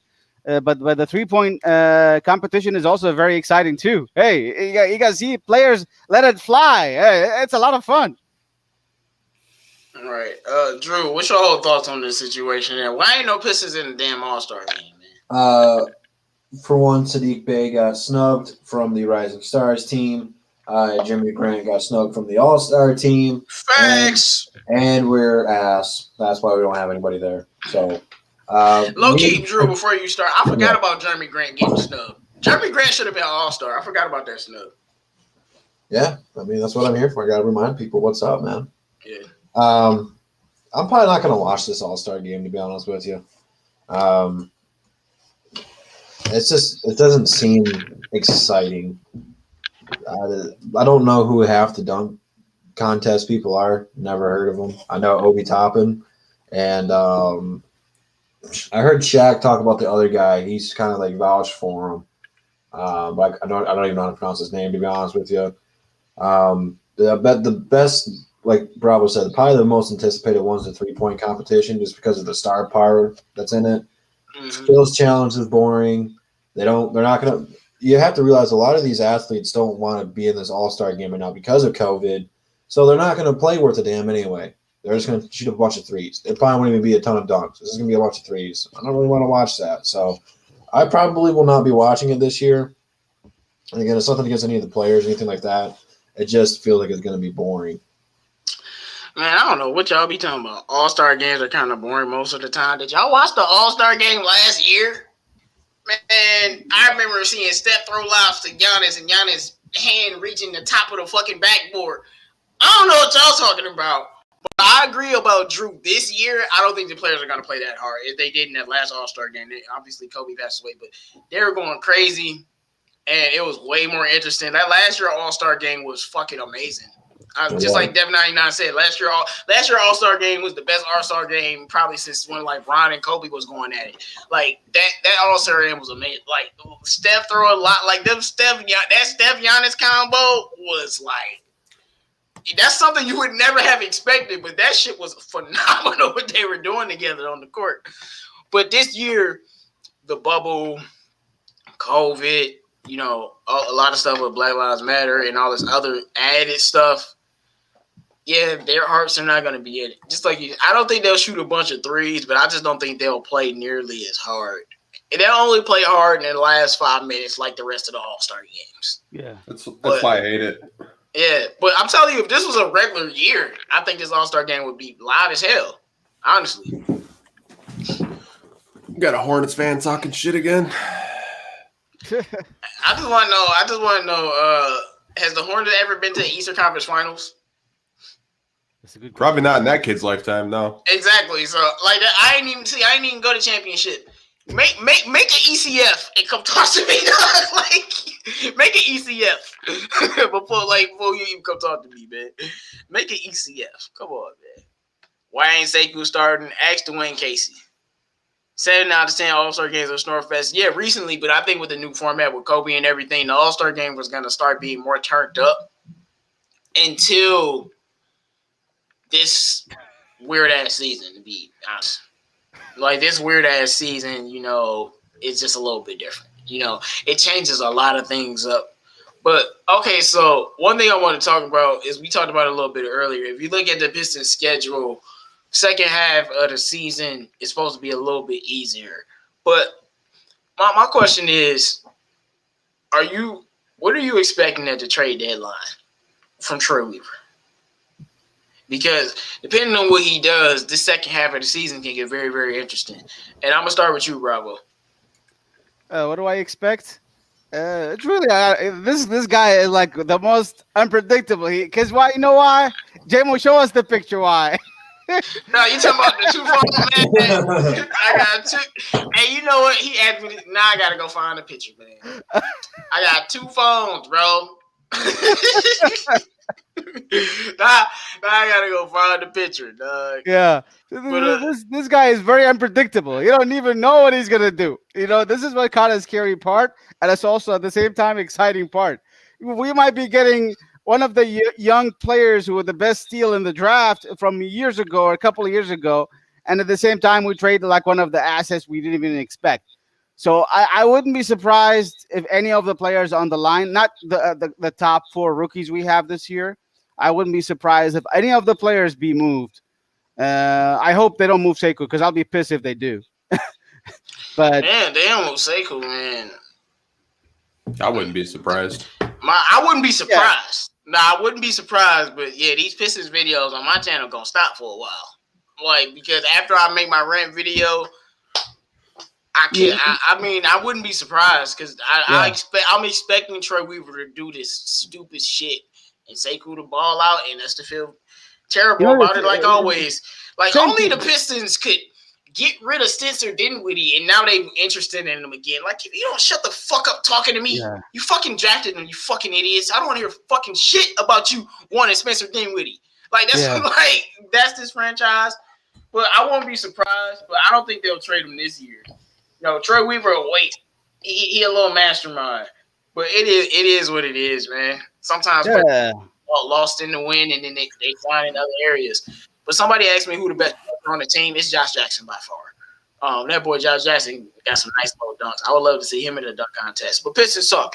What do you think Troy Weaver is going to do during the trade deadline? He's going to flip a lot of those veterans on the team. He's not trying to win. He's trying to get that top 5 draft pick. Like, you get a draft pick in the top 5, you're set. Like, even if we fall, I won't be too upset because, like, let's say Jalen Green's sitting there. I'm happy about it. I'm not going to be upset. Like, flip Wayne, flip the line. If you can flip Mason, do it. I really don't care. Like, honestly, just, like, flip the veterans. Of course. Get rid of Wayne Ellington. Get rid of DeLon Wright. Get rid of McGriddle. Get rid of all of them. He's been playing nice, man. We should talk good about McGriddle. I don't care about no McGriddle dropping no 20 points off no bitch. You old Mick Griddle. I'm trying to stay in the league because Clay Thompson called me out. I don't give a damn about no Mick Griddle. But I hope he drop another 20. That'll get him off this team. But Drew, what do you think Troy Weaver's gonna do at the deadline? He's getting them 2 phones out. Everyone except for the rookies are available pretty much. That's what I'm getting the vibe for, man. The way Wayne Ellington's been playing, trade value just skyrocketed. You love to see it. The way Mason Plumlee's been getting triple doubles, his trade value skyrocketing. You love to see it. The quicker we trade him, the quicker I can take him out of my intro, bro. I'm ready for that. I got that day stored on my calendar, man. Might have to take Seiko out of your intro too. Dude, I was actually going through my spam comments. I get a bunch of those. For some reason, I don't know why. I get a bunch of people on there who just post like normal shit, but it gets like never posted, so I never get to see it. And one person was so pissed I had a Plumlee in the video, dude. He said I unsubbed. I was like, what the fuck? I'm such a joke, bro. But whatever. Sidetrack there. But yeah, Troy Weaver's gonna do some Troy Weaver things, man. He's gonna try to get some draft picks. Even if it's just second rounders, and then I would not be surprised if we try to flip those second rounders into some late first rounders and package them with someone else. So Troy is going to have his handfuls, man, but I want to see the magician go to work again, man, because if it's half as good as it was this offseason, I don't think we're going to be able to keep up, man. We might have to go live during one of these trade deadline things. No, I know we being pessimistic, but Sekou ain't getting traded. Let's stop that. Like, he's not going to trade him now. Like, if anything, he won't re-sign his contract when it's up. Like, that'll probably – that along some speed type of situation stuff. That's what I can see happening. And worse is, like, where he lets, like, him play out his contract and get signed somewhere else. We were just making jokes. But I don't underestimate Troy Weaver. Sekou is way too damn young. He just turned 20 like a month ago to be getting rid of him. But definitely Philip Mason Plumlee, man. Mason Plumlee about to be on a team. He gonna be playing for the Lakers. I'm telling you, Brian, watch and give us Horton Tucker, even though we won't get him. I mean, trade the line to Philly and try to get Tyrese Maxey or Matisse Thybulle. Did you just say try to get Tyrese Maxey? Come on, bro. He dropped 37 points. Yeah, they not getting rid of him. It's win now. It's win now. They don't give two shit about no rookie. It's win now if your rookie don't drop 37 fucking points off the bench. I mean, no, he was starting. But if your rookie, like, I've never seen a team get rid of a rookie that dropped 37 that year. Like, you can't get rid of him. First but time if they do, and I'm about to say, if they do, bring him on. Oh, come on. Bring him here. I'll take him. But if they got rid of Maxey, I hope they don't win a championship. Like, seriously. Like, cause, like how could you get rid of a player that good, that young, with that much potential? No, you can't do that. Brandon Jennings dropped 50 and got traded. Facts. He wasn't a rookie though. I was about to say, was that his rookie year? That was against Steph Curry his rookie year. No, we just lost it. And wait, what team traded him? The Bucks. Right. How many championships they got since? 0. All right. Like, that's all I'm saying. Like, that's all I'm saying. You don't do no stupid shit like that. Like, drop 50 and then trade him. I forgot. What did they trade him for? Brandon Knight and Chris Middleton. We traded for him. Surprised you forgot about that. Oh, man. Oh. Y'all got to bear with me for a second. I need to take a beat.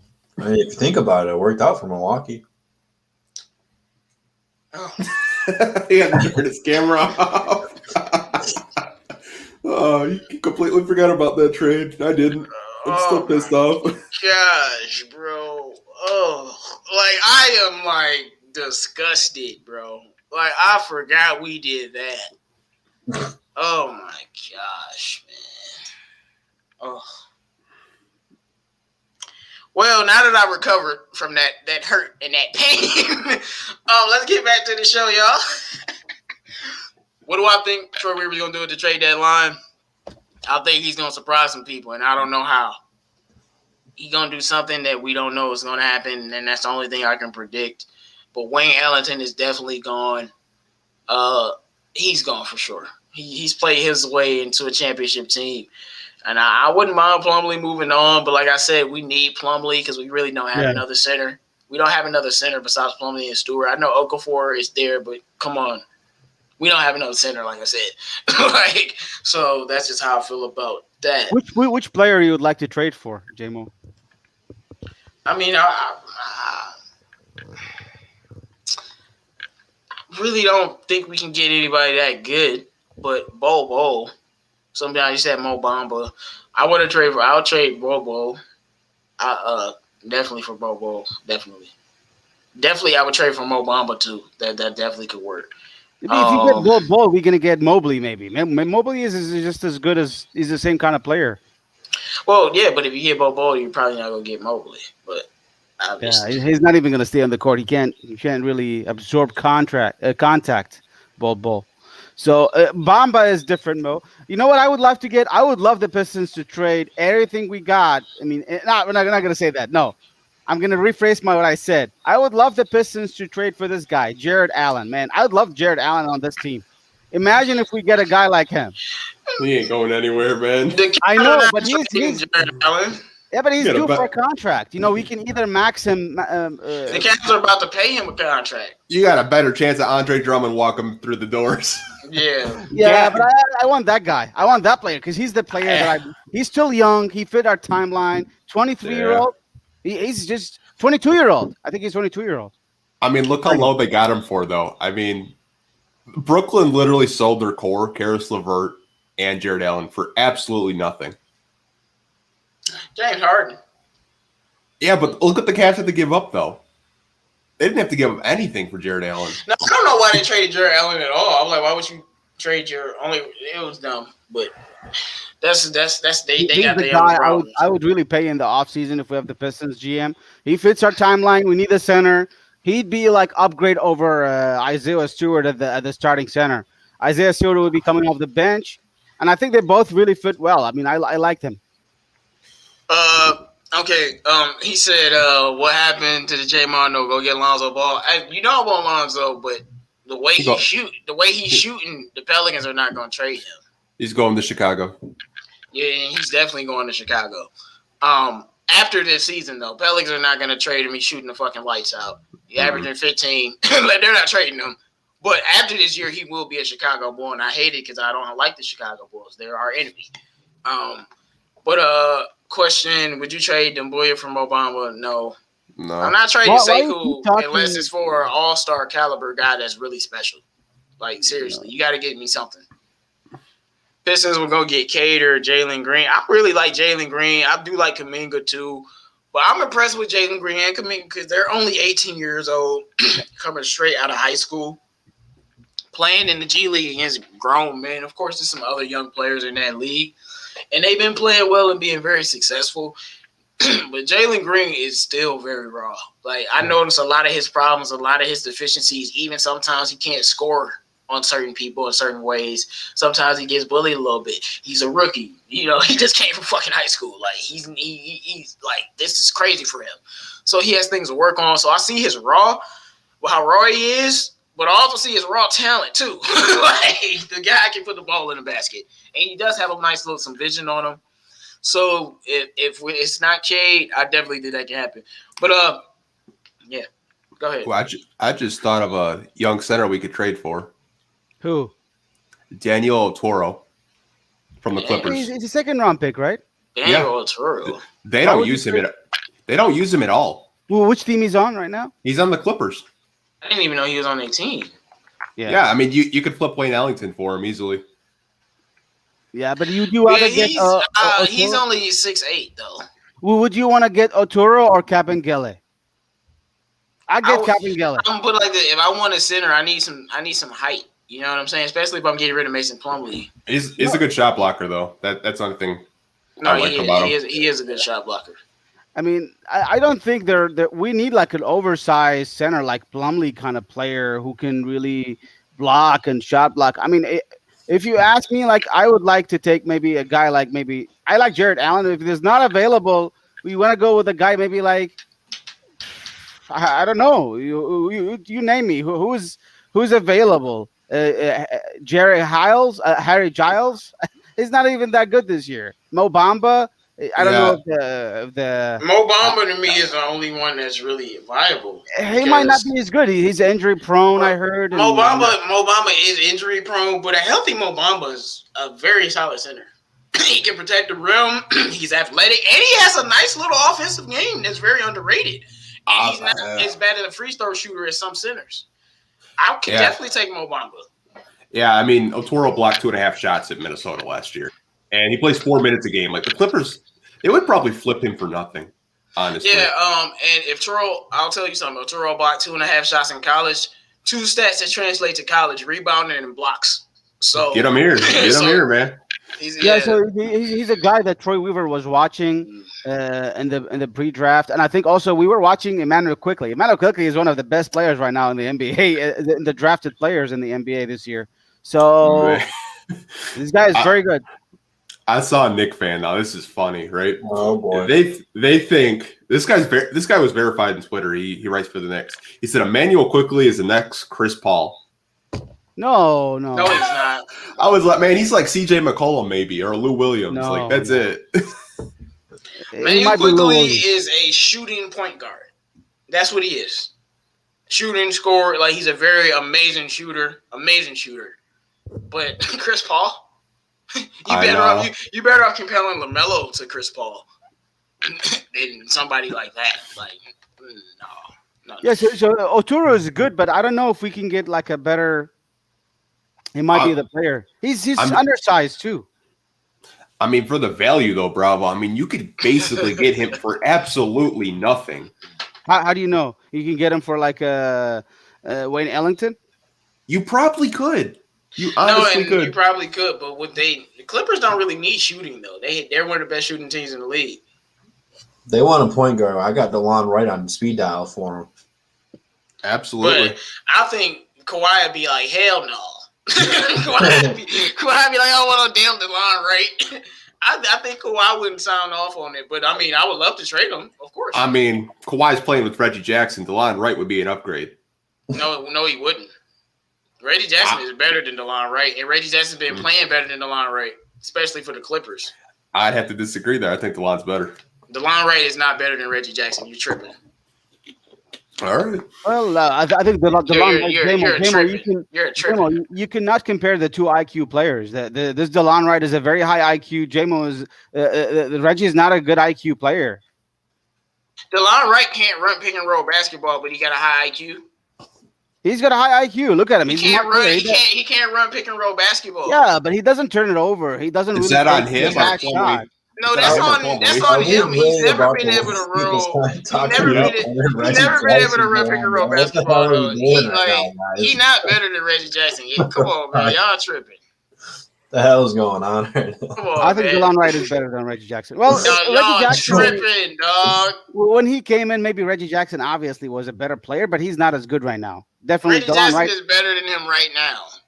I don't know what y'all talking about. No. Yes. No. Yes. No. What are you talking about? DeLon Wright is barely good. Come on, man. Reggie Jackson is not better than DeLon Wright.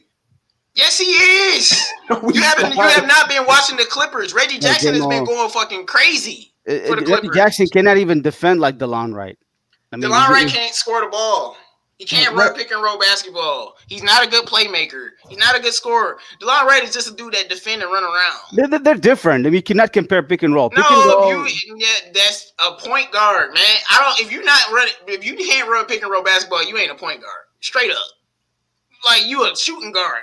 So I agree with you on Reggie Jackson is a DeLon Wright is scared to shoot. He be passing up shots. And I don't like Reggie Jackson. Y'all know how much I don't like him, but he's better than DeLon Wright. Trust me, he's better than I'm watching the Clippers. I'm watching Reggie Jackson sauce niggas for the Clippers the last 3 games. He better than DeLon Wright. J-Mo. Come on, man. Let me tell you something. DeLon Wright is hot garbage, bro. DeLon Wright not better than Saben Lee or DSJ. Come on, man. Bro, come on. Reggie is better than DeLon Wright in terms of pick and roll play for sure. Better than maybe a scoring. But DeLon Wright is a lot better at making decisions. A lot better. No, he's not. Defense. I think he's better than making decisions. He doesn't turn it over, man. DeLon Wright is not a playmaker. I think he's not a play. He makes a better decision. Who would you rather How trust? do you make a better decision if you're not a playmaker? Who would you rather what trust the ball with the ball? If you give the ball to a player, who would you rather trust? DeLon Wright or I'm Reggie gonna trust Jackson? the guy that I know that I've seen score and do stuff in bigger moments, and that's Reggie Jackson. That's the days, back in the old days, not anymore. Reggie Jackson has been doing that for the Clippers this year. He's been stepping up. They've been needing them. If you put DeLon Wright on that Clippers roster and you put Reggie Jackson on this Pistons roster, I can guarantee you DeLon Wright would be a huge upgrade over Reggie Jackson. No, if you put Reggie Jackson on this Pistons roster at the start of the year healthy, our record will be better. Yeah, like 12 wins maybe. It will be better because he's better than DeLon Wright. That's what I'm saying. I don't know. If you were like, I do know that. Like, come on, man. DeLon Wright is trash, dog. Come on, dog. No, Actually, I don't think Reggie would have done that good without Andre because Plumlee's not really a Reggie Jackson. Reggie don't need Andre though. He got. Did he have Andre at the Clippers? Don't need Andre. He's got Yeah, but it's George different. Kawhi We Leonard. got Kawhi and PG. It's a different offense. Yeah, but I mean, I think him and Mason Plumlee would actually play really well off each other just because of the passer that Plumlee is. DeLon Wright can't break down defense. Like I said, DeLon Wright runs around in circles. Because the That's center what he can't set a does. pick. Come on, man. If we were on the same team, Reggie Jackson would start unless Casey is the coach. So I got a good question. Do you guys believe that Troy Weaver is going to trade away DeLon Wright? I do. Yes. I hope so. Yes. How? Yeah. Well, what about Dwayne Case? He's going to cry when he's getting traded. That's Fire not Troy. fair. I don't care. You don't need them. You have 4 point guards. Like I when know, they- right? But how do you think you guys are going to trade him if he's really performing well? Why do you think he's going to be What traded? do you mean? It ain't like he playing well enough to not be traded. I mean, when he was, I think over 6 games, he was averaging 18 points and 7 assists right before he got injured.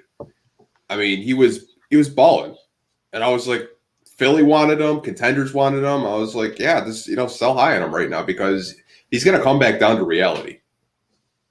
But I think he does trade him, but like I said, Who his do you think contract's a would little trade bigger. Who do you think we trade him to? I don't know. What kind of player we can get in return for him? You probably have a player. Draft pick. Yeah, I just probably. get pick, in my opinion. I would agree with you, but I don't know if we need to get another player. If we ask me, I maybe get I don't know, maybe a shooting guard, maybe.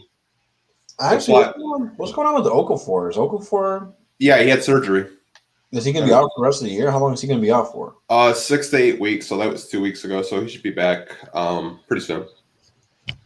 So I want to know how that's going to work out because now we got this DeLon Wright situation where we have to move him because we got so many point guards, especially since Killing's coming back.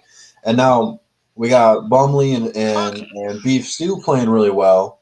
How is Okafor going to come back? Because you paid him a little bit of money, you got to play him. Like, what are we going to do there? He's not gonna play. He's gonna be backup. Okafor ain't in none of our future.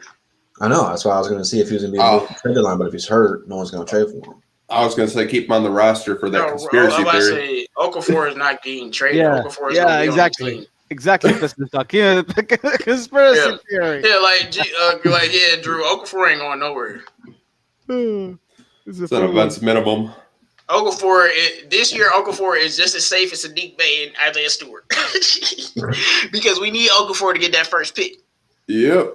Which player you guys want to think that DeLon Wright and Wayne Ellington are going to be getting us for return? I mean, I'm still confused. Which player are we going to get for DeLon Wright? I don't want to get like another veteran like Alec Burke. I don't like Burke. I don't want Alec Burke, for example. I guess Philly really wants him. So I mentioned Matisse Thybulle. Is I know he's really defensive, but he doesn't really have like an offensive game. But I mean, you put him in a lineup with Saddiq Bey and Jeremy Grant, man, they'd be clamping people. Like straight up. They'd be playing the they'd be playing the passing lanes. No one would want to go up against the backcourt that defensive. So does Philly able to swap the trade? I mean, is it possible to match the contract? Yeah, I mean, Philly could trade away a first round pick if they put protections on it, because the first round pick is usually, it kind of depends. You guys saw how much money we spent on our first round picks. I mean, like they're anywhere from like $5 to $6 million. So that's kind of the value with them. So, but they cannot take. Are they like their salary cap? I don't think they can take DeLon Wright's salary cap. Yeah, I mean, you could throw Mike Scott in there if you need to. Like I said, I hate that Clippers, guy. the Clippers are a good place for him, and any other team that needs that kind of point guard help. To be honest, Send him back to Dallas, man. Give I'll me do that. the Dwight Powell. Give me Dwight. I don't know. no, Don't do that to him. I want Tim Hardaway. Oh, I don't. I know he played. No, I don't. Not. No. Hey, Tim Hardaway is a great shooter off the bench. JJ Barea. Give me JJ Barea. Shut up, Bravo. No, give me Jalen Brunson or something. You know what I'm saying? But all right, y'all. Make sure you guys drop your questions in the chat. We got 61 people in the chat. Make sure you guys like the video. I see only 37 likes, so let's get that up to 50 likes, y'all. And drop all y'all questions in the chat. And we gonna have some fun, man. It's Free Smoke Saturday. We in the building. Oh yeah, truth teller, I did not look at Hardaway contract. I was strictly talking about from a scorer, get bucket perspective. I wasn't talking about no contracts or nothing. If it's I don't know what his contract is like, but like I just know that because Tim Hardaway been making me cheese this year because he's been scoring so much efficiently. So yeah, he's a great shooter off the bench right now. Been averaging 17, 18. Do we have a log jam at wing positions? Not anymore with Blake gone. What do you think about that, Drew? No, look, I've said this since the offseason that these guys are versatile. So, like, even though Saddiq Bey and Jeremy Grant are very similar, they can both play the 3 or the 4, and Saddiq can play the 2. So, like, when you got, like, Josh Jackson, he's a guy who can play 2 through 4. Mahailu, he's been playing small forward the last couple games. Even though he's really a 2 guard, he can play multiple positions. So we're very versatile with the players that we have. So we're never going to be clogged up, and I don't think that's going to be a problem. So I don't think we got a log jam there. Who went in the dunk and 3? Miles Bridges in the dunk contest, right? I don't think so. Wait, who went in the? I thought he was. Obi Toppin. No, is Miles Bridges in it? If Bridges in it, I'm going with Bridges. Skill challenge, I'm gonna go with Julius Randle. Who do you think is gonna win the dunk and skill challenge? Yeah. Let's see. So I know it's Obi Toppin, and there's also who else we have? So Obi Toppin and Fernie Simmons and Cassius Stanley. Oh, Cassius Stanley will win then. I got Anthony Simmons. Oh, Anthony, I like Simmons. Is he a good dunker? I haven't seen him dunk. I'm not about to say I haven't seen him dunk like that. Yeah. I think Obi Toppin is gonna win it. Bro, why is Steph Curry in the 3-point contest again? Because he's Steph Curry. He's Steph Curry. What do you mean why? Okay, how did we not talk about Mike Conley getting in the All-Star game? That's why I said that. Oh yeah, somebody said that earlier. So you telling me he's an all-star over Devin Booker and a lot of D-Book's in it. Devin Booker's out because he got injured. Oh. Yeah, so initially he didn't get in. Someone got injured, and then Devin Booker got injured, so they elected Mike Conley. Like, I would have thrown DeMar DeRozan in there personally because he's having a really good season. Mike Conley. Mike fucking Connolly, bro. And the reason that was that's what you call a pity all-star team. Yeah.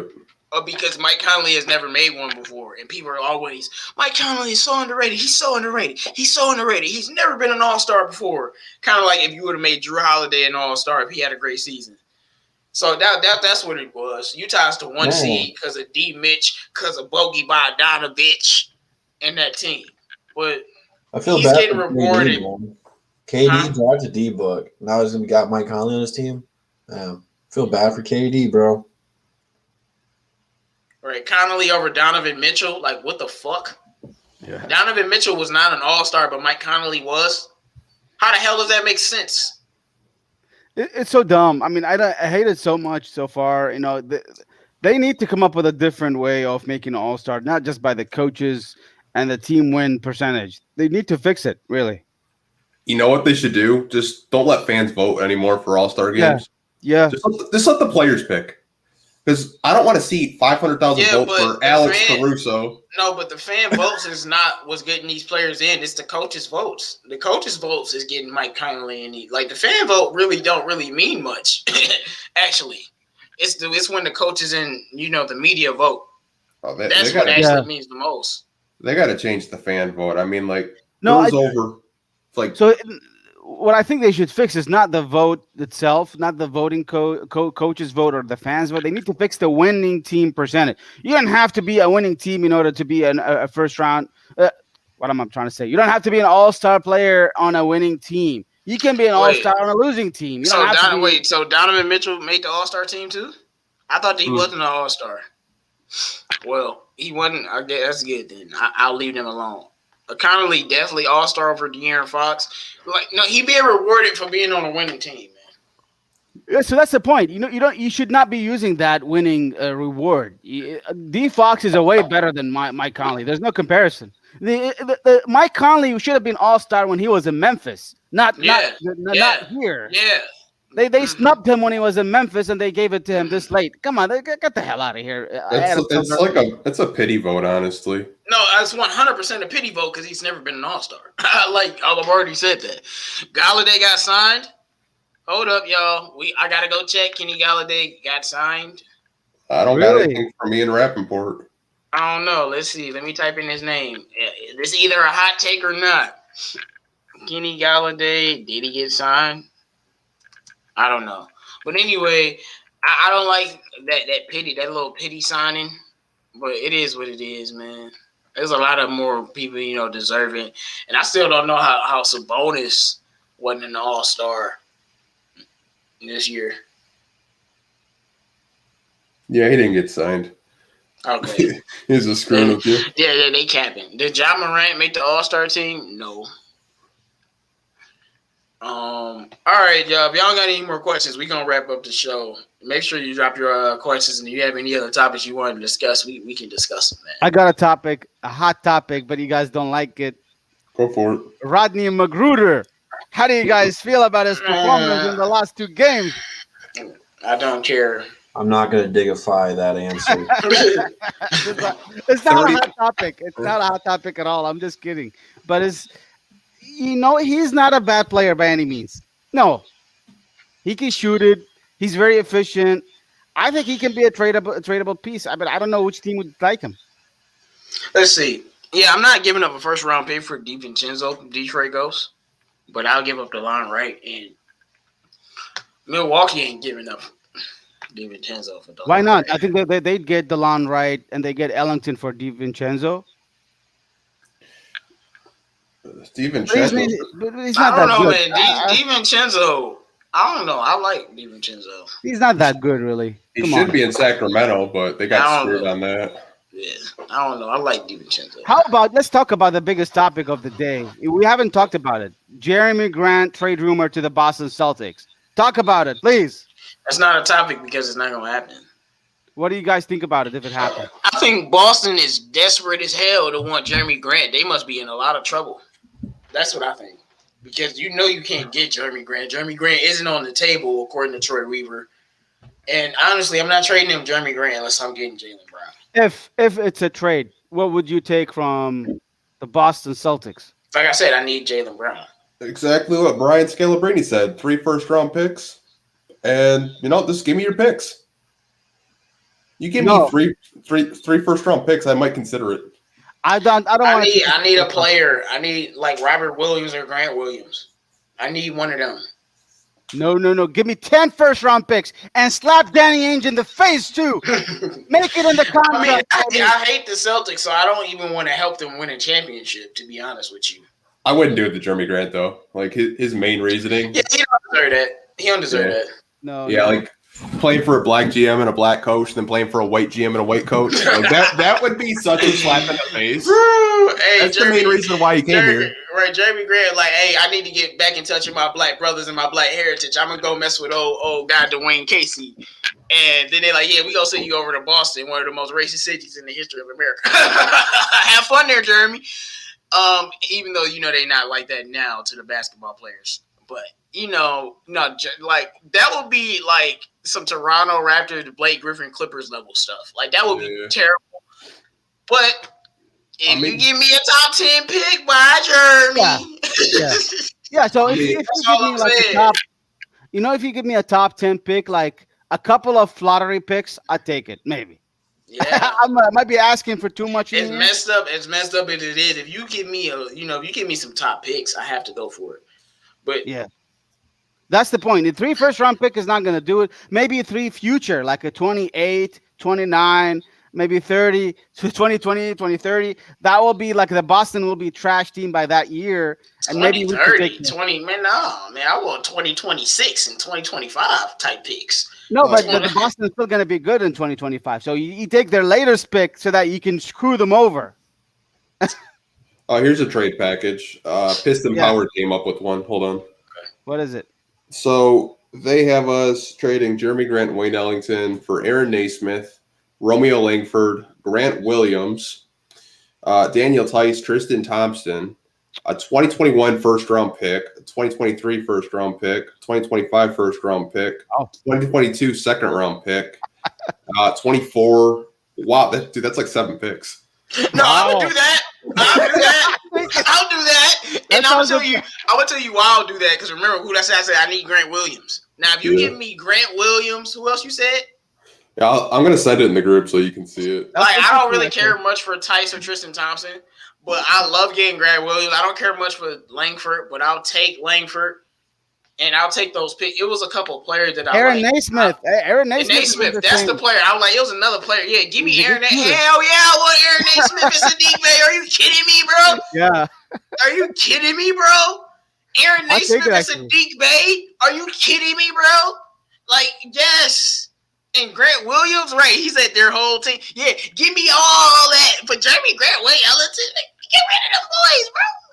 But hold on. I don't think their picks are going to be good if we really trade for them. I don't care if their picks are that because we have Troy Weaver.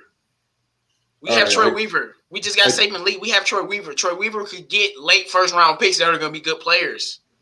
How about this? What about if you get 2026, 2028, 2030 first-round pick? Like, screw them for real. Get their future picks. Well, by the time when Jason Tatum retires, they will have no picks, and we're going to get their best picks in that year. This is how you screw team over. No, go in the group chat. I just sent you guys the picture. Share it on the screen. No, okay, yeah, I'll share it on the screen. Give me a second.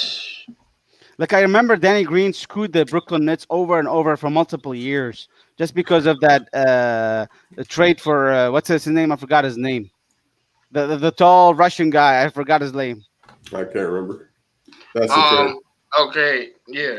So this is the trade. Pistons get Naismith, Langford, Grant Williams, Tice, Tristan Thompson, 2021 first round pick, 2023 first round pick, 2025 first round pick, 2022 second round pick, 2020. Trust me. The reason why you do this trade is because the 2021 first round pick, the 2023 first round pick, the 2025 first round pick, and one of these second round picks can all be packaged together to move up to get one top pick. And that's why you do it. You know, it changed that 2023 to a 2022 because I need more chances to get Amani Bates. Hey, man, you're right. You're right. I might be like, no, forget that 2021. I'll be like, forget that 2021. I need that 2022 pick. So I don't know, guys. Why don't you just take it? But my thing is, you can package a lot of this to move up in the draft on like a draft day to get like 2 top 10 picks. Mr. Reyes is right. You'd have to lock Danny Ainge in like a closet until the trade deadline was over and just like pull the trigger on it because Danny Ainge is so greedy. He thinks he could probably get Jeremy Grant for a second round pick and Romeo Langford. He think he can get Jeremy Grant. He think he can get Jeremy Grant for Grant Williams and Peyton Pritchard. Oh my goodness. What are good picks? We can leverage those picks later on or make good picks. Yeah, exactly. That's what I was saying. Like, the reason why all those picks are great is you can package all those picks together to another team that's rebuilding and get a 16th for a pick like Saddiq Bey or Isaiah Stewart. And with Troy Weaver's track record, at least with this draft, like, I don't know if he'll be a good GM outside of the draft, but in the draft, Troy Weaver is that guy. You know, and I still believe Killian's going to pan out as well. Troy Weaver is that guy. So if you're giving him late first round picks, an opportunity to move up in one draft, like next year, if he was able to do some crazy stuff, like this trade happened in the fantasy world, because it ain't happening. Troy Weaver loves Jeremy Grant. Jeremy Grant is his guy. He believed in Jeremy Grant when nobody else did. He thought the world of Jeremy Grant. He ain't get rid of Jeremy Grant. But now, we're living in this fantasy world where we do this trade. You could package that whole package from Boston, basically, just to move up next year and have 2 top 10 picks, man. Oh, my gosh. Or in the year after, have two first round. Like, ooh, that's how you build a championship team. But of course, Danny Ainge would never do that. So I would consider trade Jeremy Grant for a top 3 pick immediately. I'd do it. I don't think a team would, though, honestly. I'd do it that way. It's no team that's like top 10 pick worthy right now that'll give up everything for Jeremy Grant. Hey, if we trade Jeremy Grant for the Minnesota and we get their pick, oh man, we're gonna get Kate Cunningham. That's it. I don't even think Minnesota would do that. Minnesota don't want Jeremy Grant, though. Yeah, I know, right? they got wing players. Minnesota doesn't like anything but direction. They got all the talent. Man, they just so stupid team. I can't believe how trash they are. They got all the talents. They want top talented picks, and they can't even really win games. Bro, they got Malik Beasley, Karl Anthony Towns, Anthony Edwards, and they're going to get another top 5 pick. D'Angelo Russell. I forgot about that bum. Right, and he's not a bum. They still got D'Lo. That's a 20-point per game scorer. Also, bro, he is always hurt. He cannot stay healthy. Yeah. They still got Culver, who's like a 6 pick. Come on, man. How many? Culver actually got better. I was very low on Culver. But Culver did improve his second season. He improved. I swear, if they get the first pick, we riot. No, Detroit Drew just said, I think Drew is sleeping. I was just about to say something to Drew, and then he left the chat. Either he's sleeping or he gotta take care of the house, man. If you know what I mean, y'all. So we'll chop it up with Drew later, man. Grant, Hayes, Bey, Stewart, Lee, Smith Jr., Ellington for Giannis and Middleton. Come on, bro. All right, y'all. Drop any more questions because I'm about to wrap up the show. How old is Jaylen Brown? He's like 24. Yeah, he actually would fit us. And I don't think they would trade him, though. No, they wouldn't. Of course not. Jaylen Brown he's 24. Yeah, so he'll be 25 this year in October. Bravo, you still think OG Anunoby's better than Jaylen Brown? OG Anunoby, yeah. He got injured. No. I still think OG Anunoby is going to be very nice, though. He's a good player, but no. I mean, last year, that year, he played really well. But where is he this year? I don't see him. No, OG Anunoby has been having his best season. He just got he actually was out because of COVID. Yeah. OG Anunoby has actually been playing very well. I was just happy that year because Toronto won the chip. I'm so happy for them. I mean, Toronto is our neighbors. I don't hate them, actually. I hate the Boston Celtics a lot more than Toronto. I hate Boston more than any other thing. Yeah, OG is averaging 13, shooting 47% from the field and 39% from 3, but he ain't better than Jaylen Brown, not even close. No. But in 2 years, OG will be a 20-point per game scorer. You can believe that. OG is only 23 years old, and he's a very good defender, 6'7" wing player. He's very nice. But, okay, see if there's any more questions. What's your choice of meal when watching the Pistons game? I don't know. Chicken, pizza. That's a random question, though. Next year, roster starters. I like this. At the 1, Killian. At the 2, Kate Cunningham. At the 3, Saddiq Bey. At the 4, Grant. At the 5, Stewart. The bench, DSJ, Saben Lee, Josh Jackson, Sekou, and then another 5. I like that, man. I like that, man. I like that, man. I'm going to need a better shooting guard than Saben Lee. No, I don't think Saben Lee and Dennis. DSJ can play shooting guard, actually. Now that I think about it, we might not have enough money for DSJ since of the Blake thing with the cap space. Yeah, I was thinking DSJ is going to end up like showcasing himself here and then signing somewhere else. Also because if Killian does start to play solid, like I think he will, they're going to say we're going to run with our guys. You know what I'm saying? And draft another guard. So you think we cannot afford Dennis Smith Jr. a qualifying offer? I don't know if you want to spend most of your cap space on that. Like, think about it. You have 3 draft picks, so you're going to have a rookie this year. So let's say, like, worst case scenario, you get Jalen Green, or I know Evan Mobley. That's like $5 million of your cap space. Plus, you got $30 million. Franz Wagner, hey, look.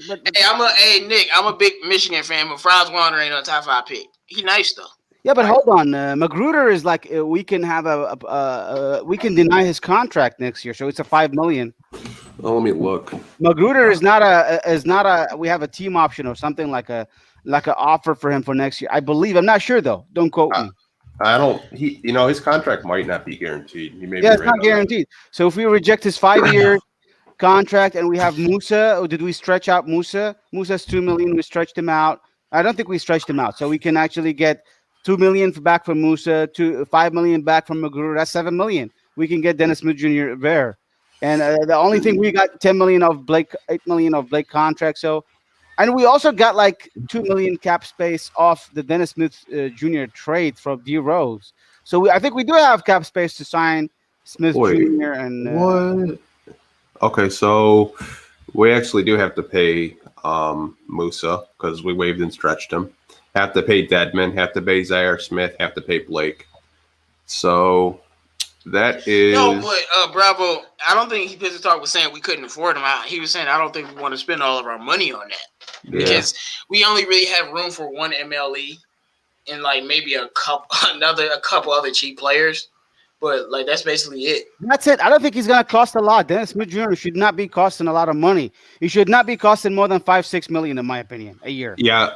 So Ronnie Magruder, he's non-guaranteed, so the Pistons can just let him go. Yeah. So that is $5 million. But I mean, like you're gonna have another rookie who's gonna cost you like $5 million or more because he's gonna be a Svi. I would probably let go. I'm not really high in Svi. No, he's gone. You think he's gone? He said, he's one. No, they're not re-signing Svi. Can y'all not go live during the lottery because y'all jinxed our picks last year? Hey, when we got Sekou, we didn't jinx our picks. So, hey, it is what it is. And then he had another question. Plumlee, Grant, and the line for Jaylen Brown. Would y'all do it? Hell yeah. I give up. I think Jaylen Brown is going to be a superstar. I'm like, that's how good I think he is. And I know a lot of people love Tatum, and Tatum is that good. But Jaylen Brown is going to be one of the baddest dudes on the planet, dog. For real. Go back up on the topic. Do you think we're not going to sign Dennis Smith Jr.? I think we will. I don't know what I think is gonna happen. I think some team is gonna like offer him like $7 or $8 million. He's gonna take it. He's not gonna go there. If he does that, that would be stupid on his part because we offered him great opportunity to play in Michigan and Detroit. Yeah, but at the end of the day, it's about maximizing opportunity. If he comes here and raises his stock, and now his agent can get him a better contract, he's gonna go do that. Especially if that team is willing to give him similar opportunity to what he showcased here. Yeah, I know it's the money talks in the end, but I think he should take our opportunity. We have a good coach. I guess our coach played him. We believed in him. We traded for him. Why not? And like remember, like Markel Fultz is the same boat. When he got traded to Orlando, he didn't get like the full contract. He got declined his contract and re-signed him on a lower deal. That's what they did with Markel Fultz. Same thing with Dennis Smith Jr. He should be doing the same for us. The only problem is we have so much depth at point guard right now. Like if you lose DSJ, you're not losing sleep over it because you have Killian and Saben Lee, you know? Right. So it's a good problem to have, honestly. Yeah. Like I can't remember the last time we've had this much point guard depth. I think we're gonna bring him back on a $5 million. No, that's what I was saying. Like we got to stop trying to play this player is better than this player. This point guards are gonna be better than that point guard. Just be grateful we finally have guards because we haven't had guards in 15 years, basically. Yeah. So just be grateful that we finally have guards. Since Chauncey Billups, we haven't had guards. Yeah. DSJ Saben Lee backcourt off the bench would be super fun to watch, super athletic. DSJ can shoot. Saben Lee has shown flashes and both solid defensively, good playmakers. Yeah, it really is. But all right, you guys. I think we're going to wrap up the show. Shout out to my man, Detroit Drew, for stopping by, man. Shout out to all of the people in the chat. Make sure you guys like the video, And honestly, I think, like I said this before, and I'm pretty sure y'all now starting to on board with me. I said it at the top of the draft before we even saw these guys really play. This is going to be one of the drafts that we as Pistons fans talk about when we drafted those 4 guys. I think this draft is going to be a legendary draft for the next championship that we're going to get. Because obviously we'll draft good. These guys are going to be cornerstones for our championship. That's how I feel about it. Somebody asks when we're going to be competing in a couple years, and you might ask me why I say championships, because I just feel like we're a championship pedigree team, and if we get good, we're going to win. You know what I'm saying? If we get very good, the Pistons are going to win because we're the Pistons. So we just got to work. Just like Mr. Ray said, the core 4. That's what I'm talking about. And then you add in my boy Sekou, you add in my boy that we draft next year, and we on. All right, Bravo, what's your final thoughts, man?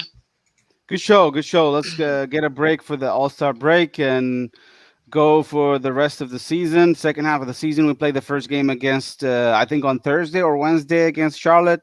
Looking forward to that.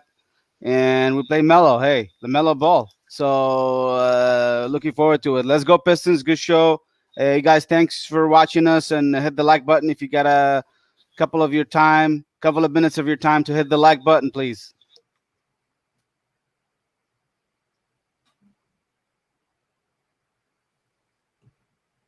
So I'll leave it to you, Pistons Talk. You can go next. Yeah, I think we lost JMO, but yeah, good show. If you guys haven't liked the video, like the video. And yeah, I don't really have anything else to say. I'm pretty damn exhausted.